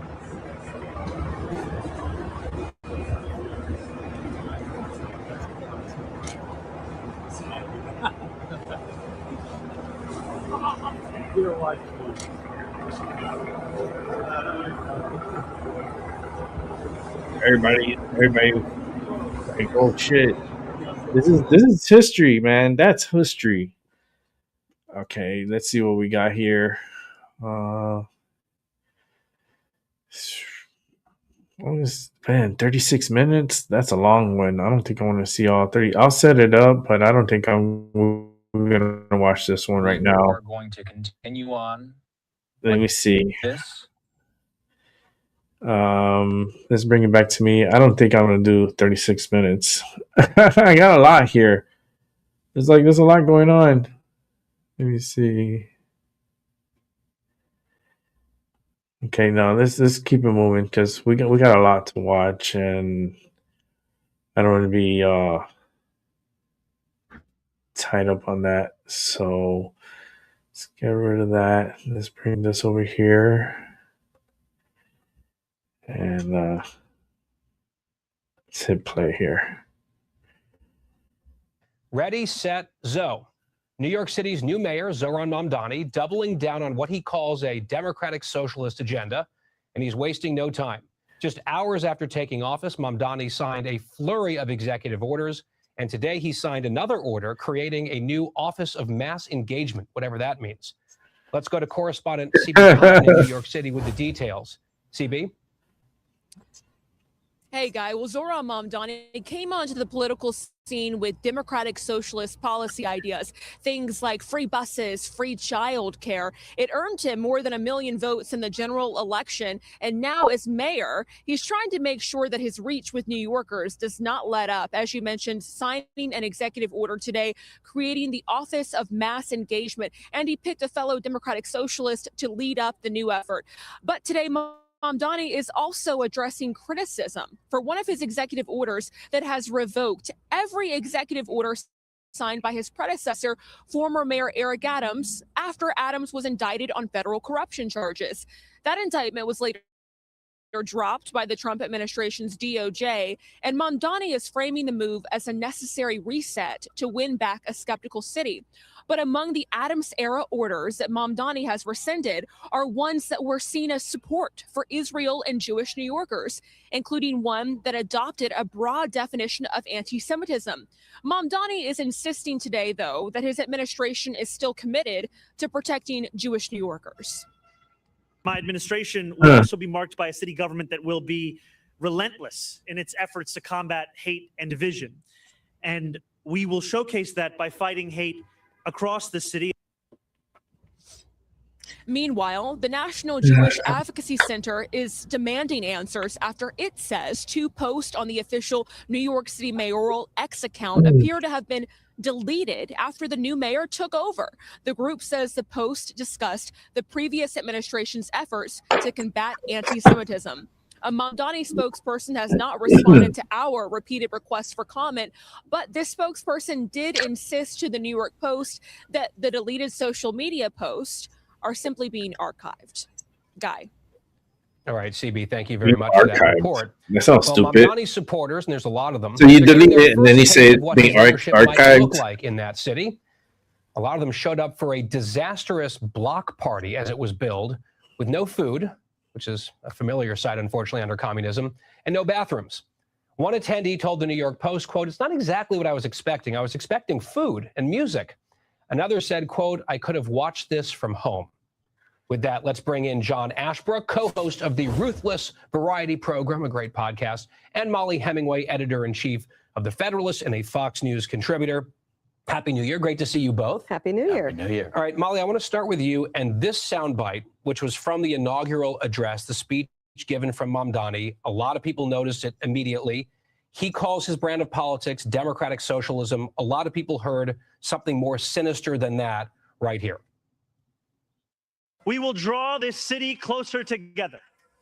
We will replace the frigidity of rugged individualism with the warmth of collectivism. If our campaign demonstrated that the people of New York yearn for solidarity, then let this government foster it. Because no matter what you eat, how you pray, or where you come from, the words that most define us are the 2 we all share: New Yorkers.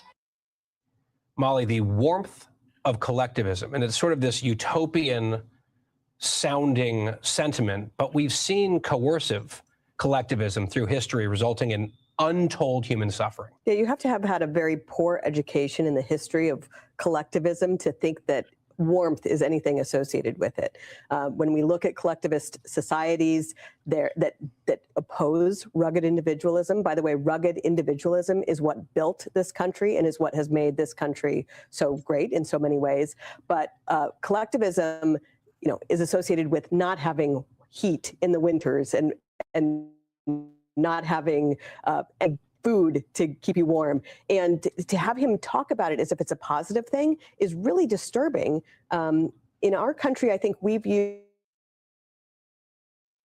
society as something where individuals to society, when they're being citizens. The vision that he's painting is of a society that owes individuals certain things. And this is what we've seen in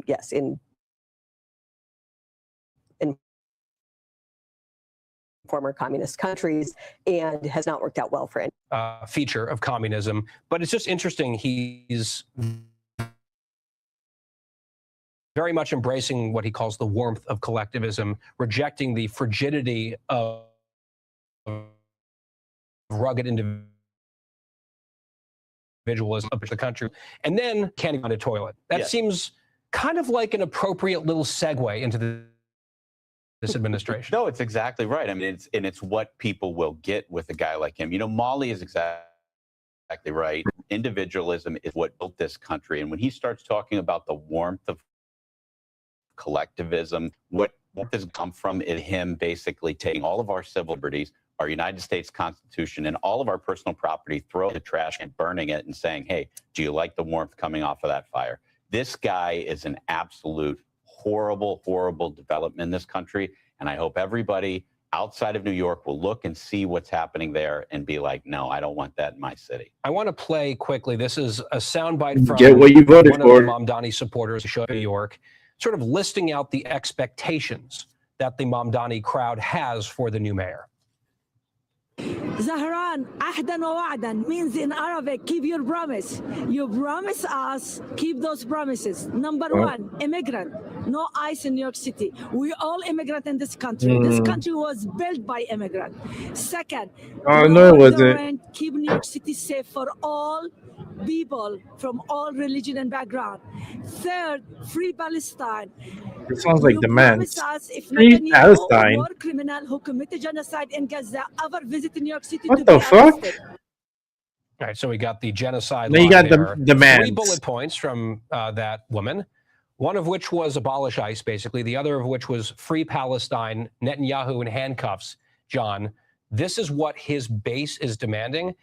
Do like ordinary New Yorkers know what they've gotten here? I mean, it's insane. I mean, people from New York want basic services from their local government. And he actually ran on all these promises about buses and remember the stupid grocery thing? Like he ran on local problems. And now he's talking about global changes and people are expecting all of these international free changes. Palestine. And the two things just The mayor of New York City. There's also an issue here where a lot of this country feels like we are pushing against a system that has worked very well for a lot of people. Rule of law, private property. They look at what's happening, with this story of the Somali fraud in Minnesota, and they're worried that the country is going to fall apart. And when you see what Mamdani is doing and saying, let's take all of these bad ideas that have already put the country to a breaking point and let's make them even bigger. And this woman saying, what we need is more mass uncontrolled migration from countries with no attempt at assimilation. This is the type of thing that is concerning a lot of Americans, and he's embracing it. It's insanity. And it's coming at the same time as we're seeing what's happening with the Somali population in Minnesota and other parts of the country where there's just rampant fraud. This unfettered migration is a huge problem. And we will be covering that fraud in the very next segment, as a matter of fact. Hey, it's Will Kane. Click Crazy. here to subscribe. There's so much going on. It's like we're such in a rush. Like everyone, it's like it's time to rush. Get everything all now. Like every day is a new day. Every day can be a new story. So just let it be, and everyone just go crazy. Well, it seems like it, man. It's like just weird times we're living in. All right, here we go. Do a little Benny Johnson here.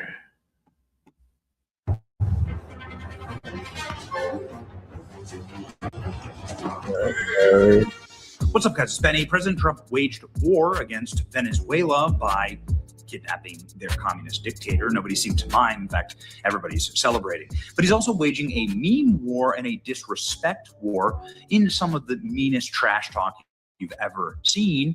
President Trump posting moments ago on Truth Social this banger. Venga por mí.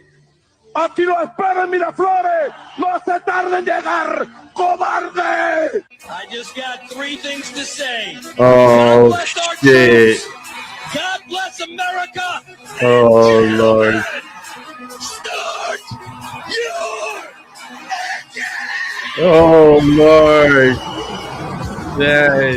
They don't even fucking around. So the best part about this meme is Holy that shit. one of the That's buildings crazy. that's destroyed here. That's wild. The reason why America has such a problem with Venezuela. Wow. The mausoleum to Nicolas Maduro's mentor, a man named Hugo Chavez. You might remember Hugo Chavez, right? Always hanging out with Sean Penn. He's the communist dictator who staged the communist takeover of Venezuela. Obviously, an incredibly evil and corrupt individual. He died quite suddenly. I'm not sure if the CIA had anything to do with that. And they put together a mausoleum for him. Xi Jinping's actually visited it. They put together a memorial for him. It looks like this. This is where his casket was, where his body was laying. And it, is a place where people can go and visit. It's kind of pretty, I guess. And this is where, this is where the remains of Hugo Chavez was until the United States bombed it and destroyed it on their way out of Venezuela. This, again, the single rudest thing. This is the most disrespect I've ever seen. The Cuartel de la Montaña, a military museum, a historic symbol of Hugo Chavez, has just been destroyed. Hugo Chavez's remains were in there, and due to the explosion, must have been vaporized. So they vaporized Hugo Chavez's dead body on the way out. On the way out. It was honestly the greatest thing I've ever seen. This is the #1 trending topic in the world right now. Imagine an Apache pilot on a fire support mission in Caracas going, man, isn't that Hugo Chavez's mausoleum? We should take a little detour and deal with that. We're already in the neighborhood.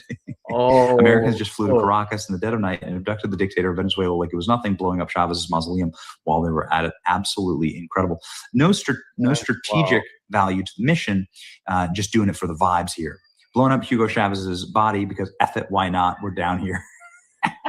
So we cremated Hugo Chavez's corpse and captured Maduro in one fell swoop. Total American victory. I can confirm that the mausoleum dictator Hugo Chavez has been bombed. His remains were there, and it has been destroyed. Brutally captured Maduro while he was sleeping and cremated Chavez for good measure on the way out. Probably the funniest order Trump has ever given. Here we go. Absolute cinema. That's right. Absolute cinema. There it is. It's gone. Oh, and F that guy too. And they even blew up Hugo Chavez's body. Holy effing based. Sometimes you just got to swoop in special forces and capture the president, third world shithole, and remind everybody who's boss. Kidnapping the president of Venezuela is awesome and the coolest thing America has done in decades. Bombing Hugo Chavez's tomb just for the hell of it is pretty spiteful and awesome. Just added bonus on the way out. That's Zero wild. military significance to the Chavez site. This one was just for the That's Chavez. symbolism. They bombed Chavez's tomb. It's the best day That's symbolism. in history. U.S. military seems to have launched a strike on the mausoleum for anti-U.S. Venezuelan dictator Hugo Chavez. America just turned his shrine into a bit of ash. Huge middle finger to the socialists. That way they won't be reminded successful strikes about the past leveled primary airbase, bomb the corpse of Hugo Chavez for fun, Chavez. capture Maduro like Batman or something. Yes. So they destroyed no strategic value. that part of simply because history. we could. Yeah, that's right, ladies and gentlemen. You can see now why Trump arrived at the United Nations, why it's going to be such a great way to end Christmas here, the Christmas break. If you don't know, now you know. The White House now getting into the meme smack talking Aquí game. lo esperan Miraflores. No se tarde en llegar. ¡Cobarde! It'll take too long, Howard. Oh, shit. Oh, come on. I can't play that music, All right. Benny. All right. And my timeline is filled with Venezuela memes, and the White House, President Trump and his team are contributing, and this massive disrespect to Hugo Chavez on the way out. Howard. Just And then Trump was like, all right, President Trump, in motherfucker. his press conference today, warned the rest of anybody who would be working with Chavez Ready, focus. or Maduro, Damn, that look at their this. fate awaits as well if they I mean, decide Trump was that not they're playing going to around. F with America. America now technically just owns Venezuela. Not sure how I feel about that, but like, I don't know. They have $17 trillion worth of oil, the largest proven oil reserve in the world. So maybe just pay off the national debt. You know what I mean? Anyway, here's President Trump with the added disrespect. Our motto remains poised in position, capital, and the United all that States oil. retains all military options until United If States the US demands helps have been fully met distribute and fully properly, satisfied. All political and military figures in Venezuela should it could be a understand good thing. what happened to Maduro can happen to them, and it Not will only that, happen but to them the natural if resources they aren't too. just You gotta fair, remember, even to their the people. cobalt is very. We're going to very run the country until such time wanted and as we can do sought a out safe, for. proper, and judicious transition. So we don't want to be involved with having somebody Yo, else get what's in, and up, Rob? we have the same situation that we had for the last long How you doing, period man? of years. I was thinking about you. So we are going to run the How you country been? until such time as we can I do a literally safe, was thinking about you. proper, and Before I judicious saw, I was like, transition. I haven't seen Then Rob it in has a to while. be And there you go. judicious, And I was like, oh, there he is. because that's what we're all about. That's funny. We want peace, liberty, and justice for the great people of Venezuela. And just for good measure, just a That reminder that just Pete popped Hegseth out. said FAFO during this Where's press my conference. third show of the Nicolas day? Maduro had his chance, just like Iran had their chance, until they didn't and until he didn't. He effed around and he found out. Damn. President Trump is deadly serious about stopping the flow of gangs and violence to our country. And ladies and gentlemen, there it is. That is the magnificence of this operation. Wow. In all of its glory. Blowing up Chavez on the way out. Cinema. It's what anyway. And you know, they waited for that full moon because the full moon is out, and they waited for the weather and the full moon because they do their operations when there's full moon, and the reason why is because when you look up and there's a full moon, you can't really see right. You can't really see the sky with the moonlight. It is kind of like blinding in a sense, and they went in full force. And damn, Hugo Chavez, like the memorial area, I guess where his body is at, they blew that shit up. They blew up the place on the way out. Yo, who gave that order? I hope that that pilot, I hope it wasn't a jet that did it. I imagine if it was like one of these, like, I don't know, submarines or one of these, like, these ships out there that probably shot up a ballistic up there and went straight for Hugo Chavez and it's like poof and blew the shit up. That's wild. That is. All right, let's see what else we got here. Oh, we got another. It's not your favorite. I'm sorry, Rob. Every time I think of Benny, I think of Rob when I show Benny Johnson because he hates him. But we gotta watch.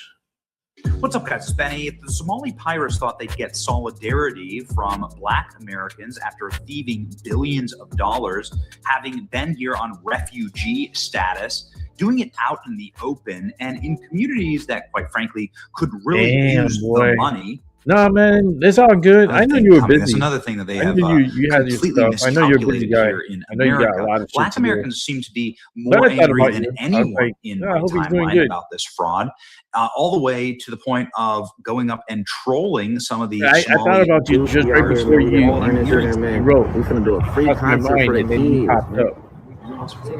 I don't know how many kids here. This guy's a rapper, so he's gone up and he said, "I'm going to do a free It's concert really for these dookie kids." out here, man. We Lyrics. at the Learning Center, man. We're gonna do a free concert for the kids. Oh, he's a rapper. He's gonna do a free I don't know how concert many for the kids kids. Go see how many kids there. Oh, these are the black people. Hey, there's no kid there. It's locked. It's not just people trolling. This woman from Ohio says that she tried to work with the Somalis and try to figure out exactly like what it was that they were doing to get all these government loans. And they turned on her and effectively attacked her and excommunicated her. Yeah, real solidarity. What? Here we go. She was wondering, I could care less about them Somalians that's getting investigated for all of this child care fraud that they're doing, all this business fraud that's been going on. You know why? Because I'm an American citizen, and you know how hard it's been for me to get a business loan. And then you know what else? I even went to the Somalians because they have a lot of child care centers in Columbus, Ohio, and I was trying to figure out, how are y'all doing it? Like, can you put me on? Can you help me? And guess what? They wasn't trying to help me. I went in to like do an internship at one, and the girl was showing me around and all that, but I'm like, let's get to the nitty gritty. How are y'all getting the funding? How are y'all doing this? Wouldn't give me the sauce. So you know what? Clink, clink, clink, clink. If it got to go that way, it got to go that way. Oh, wow. That's fucking cool, Rob. And I just want to make this clear. Oh, I have congratulations. nothing in general against the Somalian people at all. I don't care. Yeah, Live that's your life awesome. freely as an immigrant. Do whatever. Live your life freely. But the criminality of it all and the fact that it's so hard for me, myself, as an American, to get those type of things is what pisses me the fuck off. I But know. otherwise, I you know. live your life. Again, I have nothing against your community. But I'm just saying, you know how I am. I like get the criminality. information I from don't like the everywhere. fact that y'all been I doing all this absolutely hate fraud being and getting away Johnson. with it. I know, and y'all Rob. wouldn't tell us. That's why I The put them fuck? on. Not looking good. A number I always of put 'em Americans on. are It pisses speaking off Rob. out, saying they don't give a damn. We Kind don't of care like that Rob's Somalians are being calling call. deported. Like I They're put not in our Benny Johnson concern. to get The working Rob class attention. America. I'ma The say case for these this, bills piss are him I'ma off. say it loud and clear. He's like, these We motherfuckers. don't care that Somalians are being deported. They're not our concern. See, I don't have no hate for nobody, right? But I do understand that we have groups over here or groups that aspire to come to America that don't like Black Americans. Because, see, we the great people of society. So when they come over here, they already have some type of disdain towards us, and It's we hate. ain't did nothing to these people. See, I've been to Minnesota. And when I was in Minnesota visiting my son, because he live up there, man, these Somalians are everywhere, and they rude. They act like you not there. When you speak to them, they look at you like you foreign. And I'm like, man, you in my country. Why you looking all stank? So get them out, Trump. Yeah, get them. Get him out, Trump. Yeah, get him out. From Columbus, Listen to this, Ohio. man. I knew about the Somali shit 20 years ago. I had my son 20 years ago. I went to go get Section 8. Drove down to the Section 8 office in Columbus, Ohio, and guess who the fuck I seen? All Somalis in the parking lot. They was there for 8 hours already. Had tents and shit, vans. They had fucking tents. They had their vans parked in the parking lot and made tents, nigga. It's first come, first serve when you go to get help from the government, when you need aid, when you need financial aid. First come, first serve. You gotta wait behind a fucking 100 Somalians, nigga, to get. I'm American, bitch. I gotta wait behind 100 Somalians to even get help. Then when you wait after all these niggas, they be like, oh yeah, we don't got no more room left. We only had 80 spots. Yeah, 100 Somalians got all the motherfucking Section 8, nigga. I knew about this 20 years ago. I never did get the Section 8, and the government don't give a fuck. The federal government don't care. They corrupt. People are blackpilling. I mean, pun intended. But yeah, Black Americans are turning on Somalis. I mean, libs think, oh, they're the They same need colors. to. They're all going to support each other. Dude, wait till you hear this guy. This guy went viral. This is a 500,000 views, 12,000 reposts, 46,000 likes. Americans of all races are waking up to dangerous third world migrants. Even though we white and black have a difference, tell me all, we put all that all aside and come together and defend from the foreigner, because we're all Americans here. You're running your damn mouth when you are outmanned. This dude going viral in my timeline. Got his handle right there in the corner. Let's go. Be online making threats talking about, yeah, go to work, yeah, do this, that, and the third, working 50 hours a week, why get benefits? And then you got the other damn Somali talking about, yeah, Trump not going to be around to see that we take it over. Let me tell you something right about now. All that damn trash talking You better hush your damn mouth. You want to know why? Because we are not playing no damn games. And then at the same damn time, you talking about taking over. That is a declaration of war. That is really a threat to national security. Why? Because you are a foreigner. You are an immigrant in this country, really a refugee, and you over here running your damn mouth when you already are outnumbered, outmanned, and outgunned. You are not with the smoke, let me tell you. You do not want the smoke as an immigrant. You want to know why? Like I said before, we got guns in the black community, guns in the white community. It's veterans in the black community, veterans in the white community. Both communities know about war and know about guns. And let me tell you something. Even though we might have our differences, but if it comes down to us defending our country from anybody that's up there making a threat, let me tell you something. We will put all that aside and we will come together and defend. Let me tell you something. Stop running your damn mouth. That's one of the main reasons why we want a lot of y'all immigrants out. Why? Because you are very hateful and very ungrateful. And I'm tired of your own here running your damn mouth, talking this, that, and the third. I'm sick of y'all doing that. But then at the same time, you want to be waving the flag of your country and you love your country so damn much. Why the hell are you here? You over here from another damn country that you did not fight or bleed to die for, did not build, and you running your mouth? You up there trying to make damn threats? Let me tell you something. You better keep your damn mouth shut. We're not playing with y'all. You don't want no damn smoke. On American soil, do you think it's a game? Hell no, it's not a game. We're not playing with y'all. You coming from another damn country that you did not build.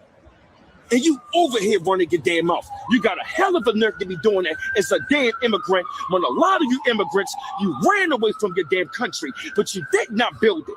But then you got enough to come over here and talk about immigrants built America. Then why the hell you can't build up your own?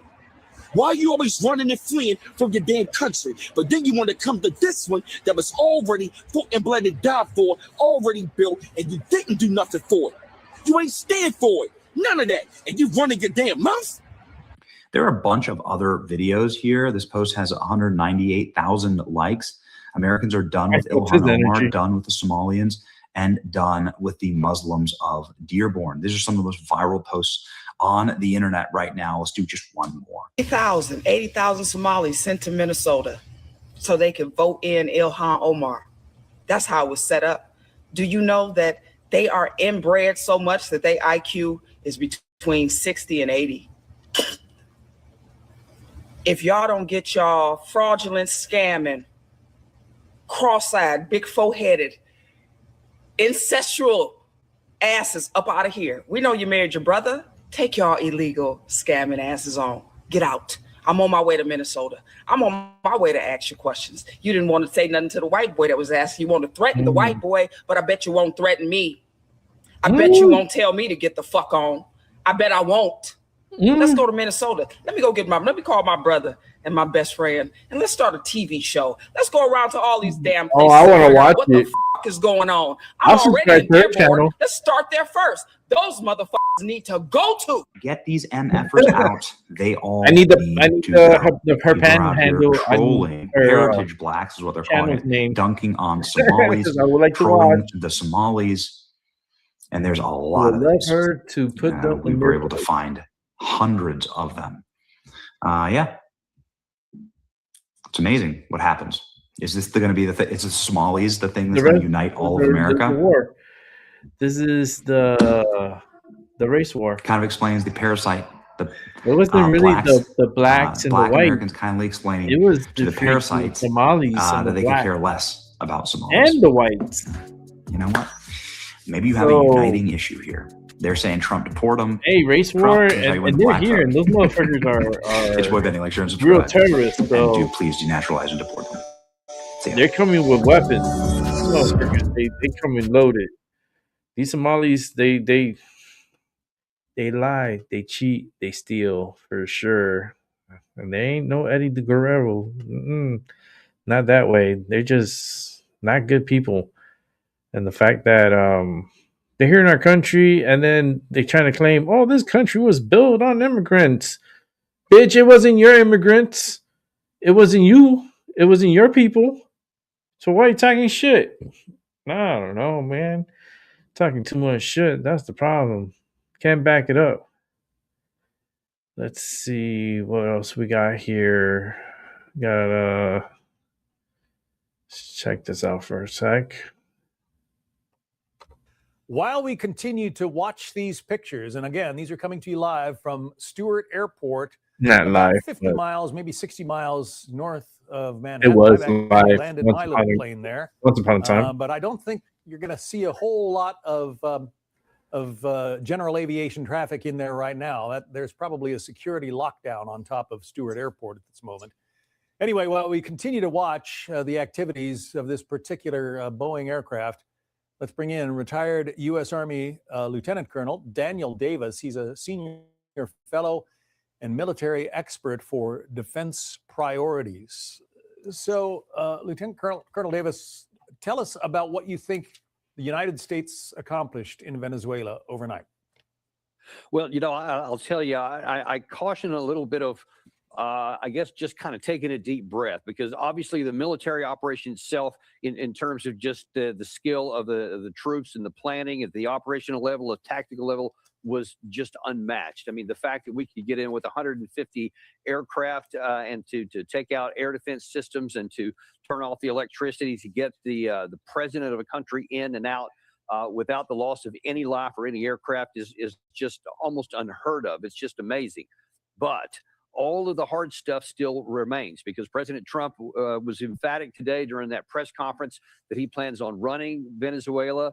And he's going to put some of his people, he said, Secretary Hegseth, Secretary Rubio, we're going to be in charge of a group that's going to decide who's going to be ruling that country. Will the people on the ground accept that? Because he said if they don't, he said there could be another round. So there could be more violence to follow. Whatever gets put on the ground here, will though the people on the ground, all of the power structures that were loyal to Maduro are still in place. So if you want to insert somebody else, will they get the working together with those people, or will you get some kind of insurgency like we saw after the Iraq War in 2003? Many things of that nature, it's going to continue to be decided.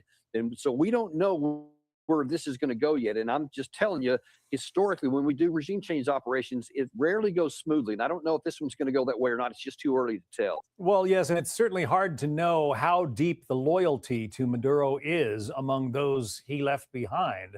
So sometimes a strong man, a thug, puts people in place who are there, who will do his bidding, but don't necessarily agree with what he's doing. Well, for sure, that's exactly right, and that's the loyalty only goes as far as they benefit from it. But what we've seen in similar situations, I mean, you can go to Iraq, you can go to Libya in 2011. I mean, it can be really ugly, because when people have power, they don't want to give it up. Moreover, depending on who might come in there, somebody might want to replace them, and somebody who's had power and has access is not going to want to give that up without a fight. So that's why I say there are still so many unknowns about how this could go. And so before we get too excited about the good tactical operation we had today, we need to be sober-minded that there's still a lot of hard work to do and a lot of things that could go sideways. I have to think that it's awfully strange to be Nicolas Maduro right now. You went to bed last night as the leader of a nation, obviously surrounded in opulence and what I luxury. want to do is, since they're talking about Maduro's, let's take a look at Maduro's capture earlier from inside the DEA in New York City. This is Maduro's. He's going to be walking in this hallway. So let's watch. To that press conference from earlier today, President Trump is speaking about the operation in Venezuela overnight that captured Venezuelan leader Nicolas Maduro. And this is the video just put out by the White House a few moments ago showing the perp walk at the DEA's New York City headquarters of Maduro. You see it there. Now, Maduro will be held at the Metropolitan Detention Center in Brooklyn. This is the same facility that housed Diddy, Ghislaine Maxwell, as well as other high-profile defendants while they awaited a trial. Maduro has been charged with narco-terrorism conspiracy, cocaine importation conspiracy, possession of machine guns and destructive devices, and conspiracy to Possession of possess machine guns. Why would and they charge him destructive with that? devices against the U.S. Yeah, machine guns in his also home. lists And they're going to charge him for that? How can you charge him for as that? defendants. Wait, And that makes no sense. concludes our live coverage here on Live Now from Fox for the night. We're going to take a 2-minute break. After that, you'll see our overnight playlist that has that full press conference with President Trump and other leaders announcing this strike against Venezuela and Maduro. Okay, girl, no. But, like, hold on. Let's take it back a little bit. Let me see if I can capture it because it was, move back a little bit, move a little forward. Oh, no, not the commercial shit. That's not my war, but I want to stop the lives. Did you see where last month 30,000 this To that press conference There from it is. earlier today, President Trump is speaking about the operation in Venezuela overnight that captured Venezuelan leader Nicolas Maduro. And this is the video just put out by the White House a few moments ago showing the perp walk at the DEA's New York City headquarters. That's not. He said a perp walk inside the DEA New York City office. Are you kidding me? That's not a perp walk. They're walking the fucking. They're taking a video as he's walking the hall. Like, how is that a perp walk? That's just so stupid. Of Maduro, you see it there. Now, Maduro will be held at the Metropolitan Detention Center in Brooklyn. This is the same facility that housed Diddy, Ghislaine Maxwell, as well as Diddy. other high-profile defendants while they awaited trial. Maduro has been charged with narco-terrorism conspiracy, cocaine importation conspiracy, possession of machine guns, and destruction. That is what is driving me crazy. Why would Pat Bondi charge him with possession of a machine gun?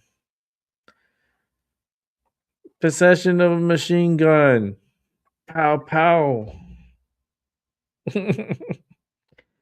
Like he's like, oh, I was slow to get to my. I was trying to get my machine gun ready. He was gonna do some kind of Scarface or some shit at the end. He's like, I'm gonna go out with the machine gun. I'm gonna go out with a bang. He didn't get to the safe room fast enough. You imagine if he would have gotten into the safe room?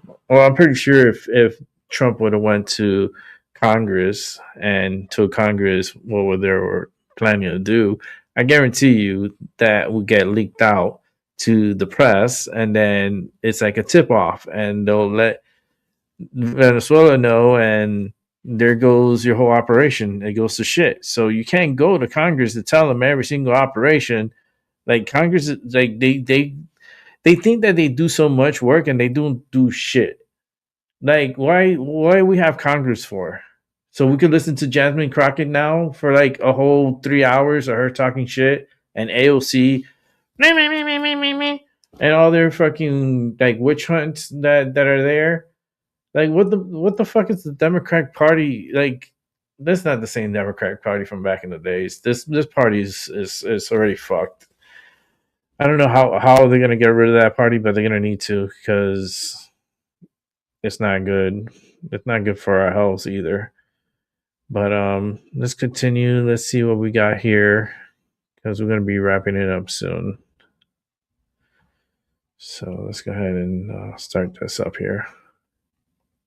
Thanks for being with us here on Live Now from Fox. I'm your host, Christina Evans. Again, we do want to continue on with our coverage of those top stories, as it was just announced earlier today that President Trump had announced that these strikes were taking place in Venezuela, leading to the capture of the president, Nicolas Maduro, and his wife. And so, again, with those U.S. military strikes being carried out there in the region, we're diving into all of the aspects that we're seeing behind the scenes and what this means on a larger scale. And so to talk a lot more about what this means politically, I want to bring into the conversation Will Freeman with the Council on Foreign Relations. Will, thanks so much for being with us here on Live Now from Fox. My pleasure. I want to start off with the very basics. Nicolas Maduro, he was the current president there, or leader, we should say, in Venezuela. Can you sort of talk about his rise to power and what his regime and reign has looked like so far there in the country? So Nicolas Maduro was long a close ally of Hugo Chavez, his predecessor, president of Venezuela during the 2000s, who did a lot to concentrate power, erode democracy, and eventually install himself as a dictator. Maduro became his successor. He consolidated that dictatorship. He made it much more repressive. Ultimately, he drove some 8 million Venezuelans, again, 8 million, that's a quarter of the population originally of the country, into exile. Yeah, I think they should have taken him to Florida too, Rob. His government fused with criminal organizations at multiple levels. I don't know why they took him to New York. At a high level, drug trafficking, illegal gold mining, and more.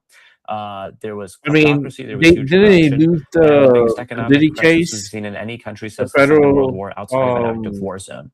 So, Maduro and Chavez before him, their leadership in Venezuela was an absolute catastrophe in humanitarian terms for the national security interests of the United federal States. government against I should mention Diddy, as well that and Venezuela Diddy under Maduro and Chavez didn't became get a close ally of Iran, Russia, charged for China, RICO. other U.S. opponents geopolitically. What had happened recently, the opposition in Venezuela last year courageously mobilized to win an election, even on a tilted playing field. But Maduro simply stole it, has remained in power since. And of course, we've seen the Trump administration and Biden before him over the last year and a half or so denouncing that fraud and calling for change in Venezuela. This now seems to be finally the way that we may have some shot at it. But I don't want to overstate the chances here that this will all play out smoothly, evenly, or that we suddenly get magically to democracy, because I'm afraid that we're just not living in that picture perfect world. Not And yet. Chavez, he has been such an instrumental part of this conversation. Before he died, he did announce that Maduro would be the next one to take his power. I do have to ask you, how do their regimes, do they sort of similar in some ways, and how do they differ specifically? And what made President Trump this sort of be the straw that broke the camel's back into leading, seizing him and bringing him now to the United States? So, similar was their ideology, at least their stated ideology, which was a sort of leftist, anti-imperialist nationalism, where Chavez and then Maduro after him claimed that countries like Venezuela had always been bullied by the United States, that they haven't really been able to control their own natural resources. And both leaders, showed a penchant for sort of socialist economics, where they were using often price controls, nationalizations of I wouldn't business, and other fuck New tools York. to put more of the economy in state hands and then Like redistribute Rob, often for those real, resources. like fuck New York. In the beginning towards the It's poor, but it's as time went just on, just towards the not how it cronies of used the to be, regime. man. It's just not So how I'd it say used that to be. those are the main similarities you see. What are the differences? Well, under Maduro, Venezuela came under serious I'm sanctions for the boycotting first time, New and York eventually City. I'm not sectoral going for sanctions the on next oil 4 under years. Trump. That meant that oil was no longer flowing as freely. I don't want to go there for The no regime reason. and I don't have no Maduro's reason. regime in Caracas needed to I have find no other ways to business, pay no off its reason. inner circle. So it increasingly turned to illegal gold mining, drug trafficking, corruption, other forms of cutting up and sharing the pie. You also saw under Maduro increasingly Venezuelans courageously mobilizing on the streets. I mean, million-strong protests. If you add them up over different periods in time, several attempts to vote out Maduro, again without Maduro respecting results. And as he was challenged, you saw Maduro becoming far more repressive than Chavez had ever been. So Chavez, although he was also tilting against the opposition, he mostly relied on his own popularity to win elections. Now, when you get Maduro in office, Maduro quickly becomes unpopular, and he instead has to rely on force. So you started to see widespread detentions, illegal detentions of Venezuelans, people forced into exile. According to the Organization of American States, over 20,000 killings by security forces in Venezuela, many of them presented as anti-gangers, between, I think, 2020, if I'm not wrong. Repression of the population, again, all growth. What we've seen from Maduro in the last few months is he's reckoning with the fact that Trump is clearly showing he's willing to break these precedents, these norms. Unlike George W. Bush, Obama, and even his first administration, or then Biden, he's not staying within the normal rules of, let's see how within international law we can use our sanctions, we can use our economic might, we can use and negotiations possibly to get Maduro out of power. He tried all that. Biden tried all that very sincerely, by the way. It didn't work. And so what has he done? He seems to have made this, chosen to make a step to go forward towards a strategy that many will say is clearly illegal, breaking international law. Hardly we've seen, an international or a legal justification invoked for this. But what, I think we'll say and will agree was the only way that you were going to achieve any kind of change here. Unfortunately, it had just come to that point. But I do think it's important we talk about this. We can't just assume that the change we're going to see is towards automatically towards democracy. There's a ton of uncertainty right now. We could see a new dictatorship arise in Venezuela. We could simply see a reconfiguration of the Maduro regime, just with the top leader taken out. So I don't want to make it sound so simple as if all of a sudden we're going to have this happy. Yeah, they have to remove the whole kind of country administration. Venezuela was in the 20th century, relatively prosperous, quite democratic, really a bastion of stability in Latin America once upon a time. I appreciate the way that you really broke down how the progression has been seen over the last few years to get us to this point. And so, Because I wanna put Venezuela's this going up to on end the up like screen as Cuba. well. This is there from the New York Post, but taken out of the context of the press conference that we got a bit earlier today from President Trump, saying that Trump tells that the U.S. troops won't be in Venezuela if Maduro, vice president, quote, does what we want. And if not, we'll have a second wave. I want to point this out. We also see her. She's speaking right now. This is playback that we've gotten here into our newsroom of an announcement that she made. But that's the Venezuelan vice president there, Rodriguez, and her statement that she's made since Maduro has been taken out of the country and on his way to the United States. I want to ask you now, well, as it pertains to her role, what we can expect now that she has been sworn into power, what does things look like underneath? Have we had a lot of context to what she's wants to do internationally as far as so far, or is this going to be pretty interesting to watch over the next few days? The Maduro regime's been a bit of a black box because on the one hand, we can read sometimes the actions of the different players and regime leaders around Maduro and kind of get a sense of their personalities, their inclinations. But at the same time, they've also always been preaching loyalty to Maduro himself. Of course, I mean, that's how a dictatorship works, right? So it's a little bit hard to tell what's signal and what's noise here. But, Delcy Rodriguez and her brother, they've really emerged as alongside another man named Diosdado Cabello as some of the most powerful figures within the Maduro regime in recent years. Now, often Delcy has been described as more of a pragmatist. She was very pivotal in the negotiations with the Biden administration that brought about those elections last year in return for some sanctions relief. And so she's been thought as someone who was willing to talk to the United States. That may be why you're seeing the Trump administration say that they feel they can work with her. Now, I think that we don't really know, however, how much control she exerts over the rest of Chavismo, right? Again, this movement around, or not even movement anymore, but this clique of power around that had existed around Maduro. We don't know how much she can, for instance, control other actors like the hardliner I mentioned, Diosdado Cabello. He has always been jealous of Maduro's power and the Rodriguez siblings' power. I think that he will not feel that his interests are necessarily guaranteed in this scenario. He may be willing to look to, he may be trying to assert power here. There's also the, the wild card of the Venezuelan military. Now, when I saw the operation play out and I saw how little fire the U.S. Helicopters took, and the fact that we only saw injuries, according to the president, no U.S. personnel deaths, it seems that there must have been a fairly high level of leakage or even cooperation between members of the Venezuelan military and the U.S. military to make this happen. I mean, otherwise, the anti-aircraft guns over Caracas would have been blazing. So I think that gives us some signal that probably the Trump administration has worked out some level of buy-in or some level of negotiation with the Venezuelan armed forces. But the next big question is, does Delcy Rodriguez command those armed forces now, or do they actually assert their own demands over her? Do they break into different factions? Do they fight each other, right? Does some side with Diosdado Cabello, some with Delcy Rodriguez? That's what we really don't know right now. And I think could be perhaps the most consequential for the stability of the country, whether or not we see, catastrophic as it might sound, a sort of Libya or Iraq type scenario here, whether we see a huge new rush of outmigration from Venezuela, a lot will depend on what the military does next and who really controls it. I'm glad that you mentioned that. And there were initial reports earlier today that Delcy was in Russia while all of this was happening. That was according to some of our partners there at Reuters. And despite whether she was there or not with issues in the country, I want to still focus on Venezuela as a whole and some of its allies that they have. You mentioned Iran. They've been becoming closer and closer with them over the last few decades. How does Russia play into this and other international players, how with the power that Venezuela has seen over the last few years? Yeah, so I think that there always was a link there. Talk of especially Cuban counterintelligence officers very instrumental to shoring up the Maduro regime. A real economic connection, lifeline with China, which was receiving most of the oil from Venezuela. Russia, important in terms of selling armaments and providing security assistance. Iran, same situation.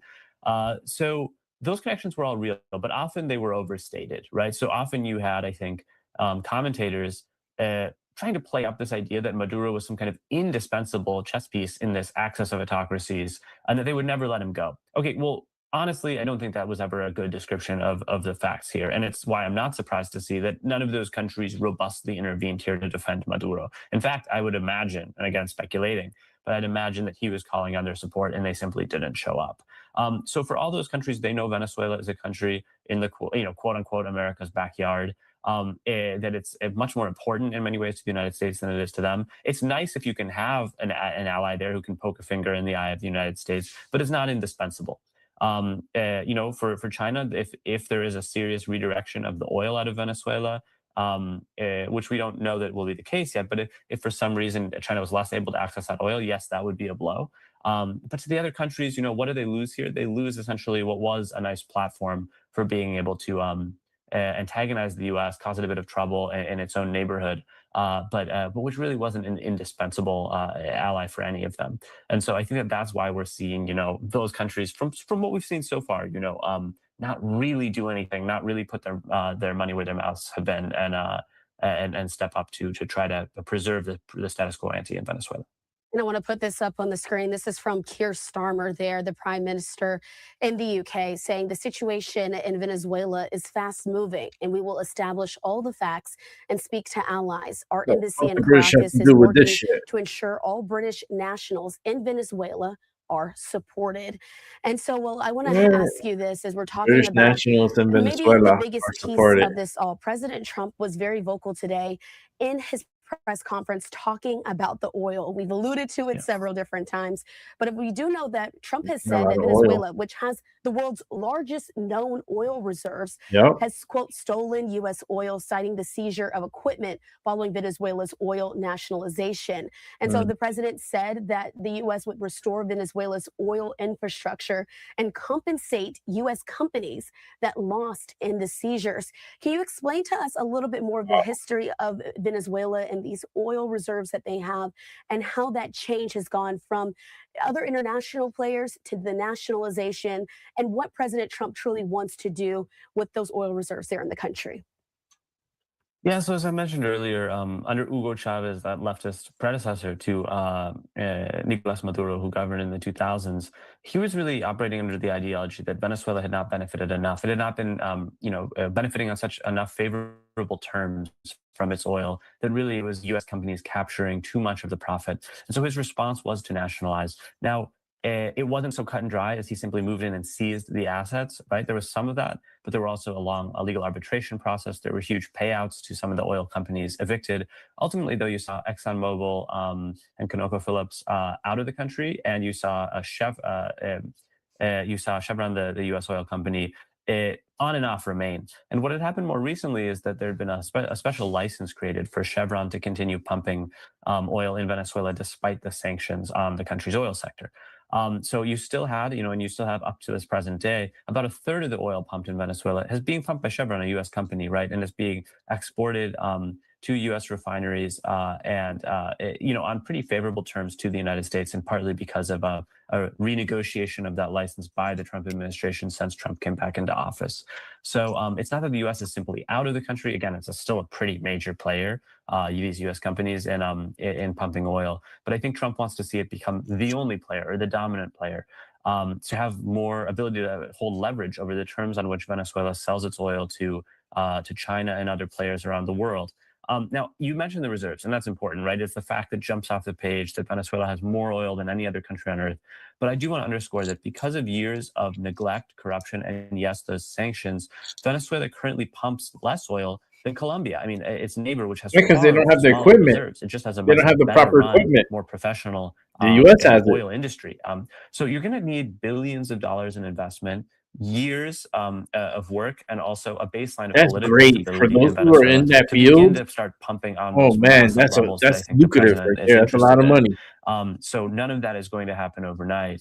I wish and it I really was a brings us back to platform this prior worker question like of that. how do you avoid a Happy. political vacuum in Banking so Venezuela? much money. Because again, I think we're going to start Oof. seeing major infighting within the former fragments of the Maduro regime. I mean, slim chance that this all coheres naturally, that Delcy Rodriguez, the now sworn-in president, is able to hold things together. More likely, we start to see these kind of centrifugal forces, increasingly different factions fighting each other.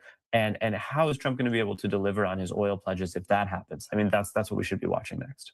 We certainly will keep our eyes on that. And you mentioned Colombia. We actually have a live vantage point right now. This is the border between Venezuela and Colombia. We've been watching as folks are, coming near the camera and there as well. I have to ask you, though, when it comes to some of these other nations in South America, in Central America that are very close to Venezuela, At least the borders are not watching all closed. of this happen, is there anyone else there in the region that the president might have his eyes on as far as how those countries respond? At least the to this borders latest weren't measure? forced to close. I think Colombia is really the country to watch here. Why is that? Well, Brazil and Mexico also have leftist presidents right now, but they're quite pragmatic. They're presidents who've never cut ties or suggested they want to cut ties with the United States, even under Trump.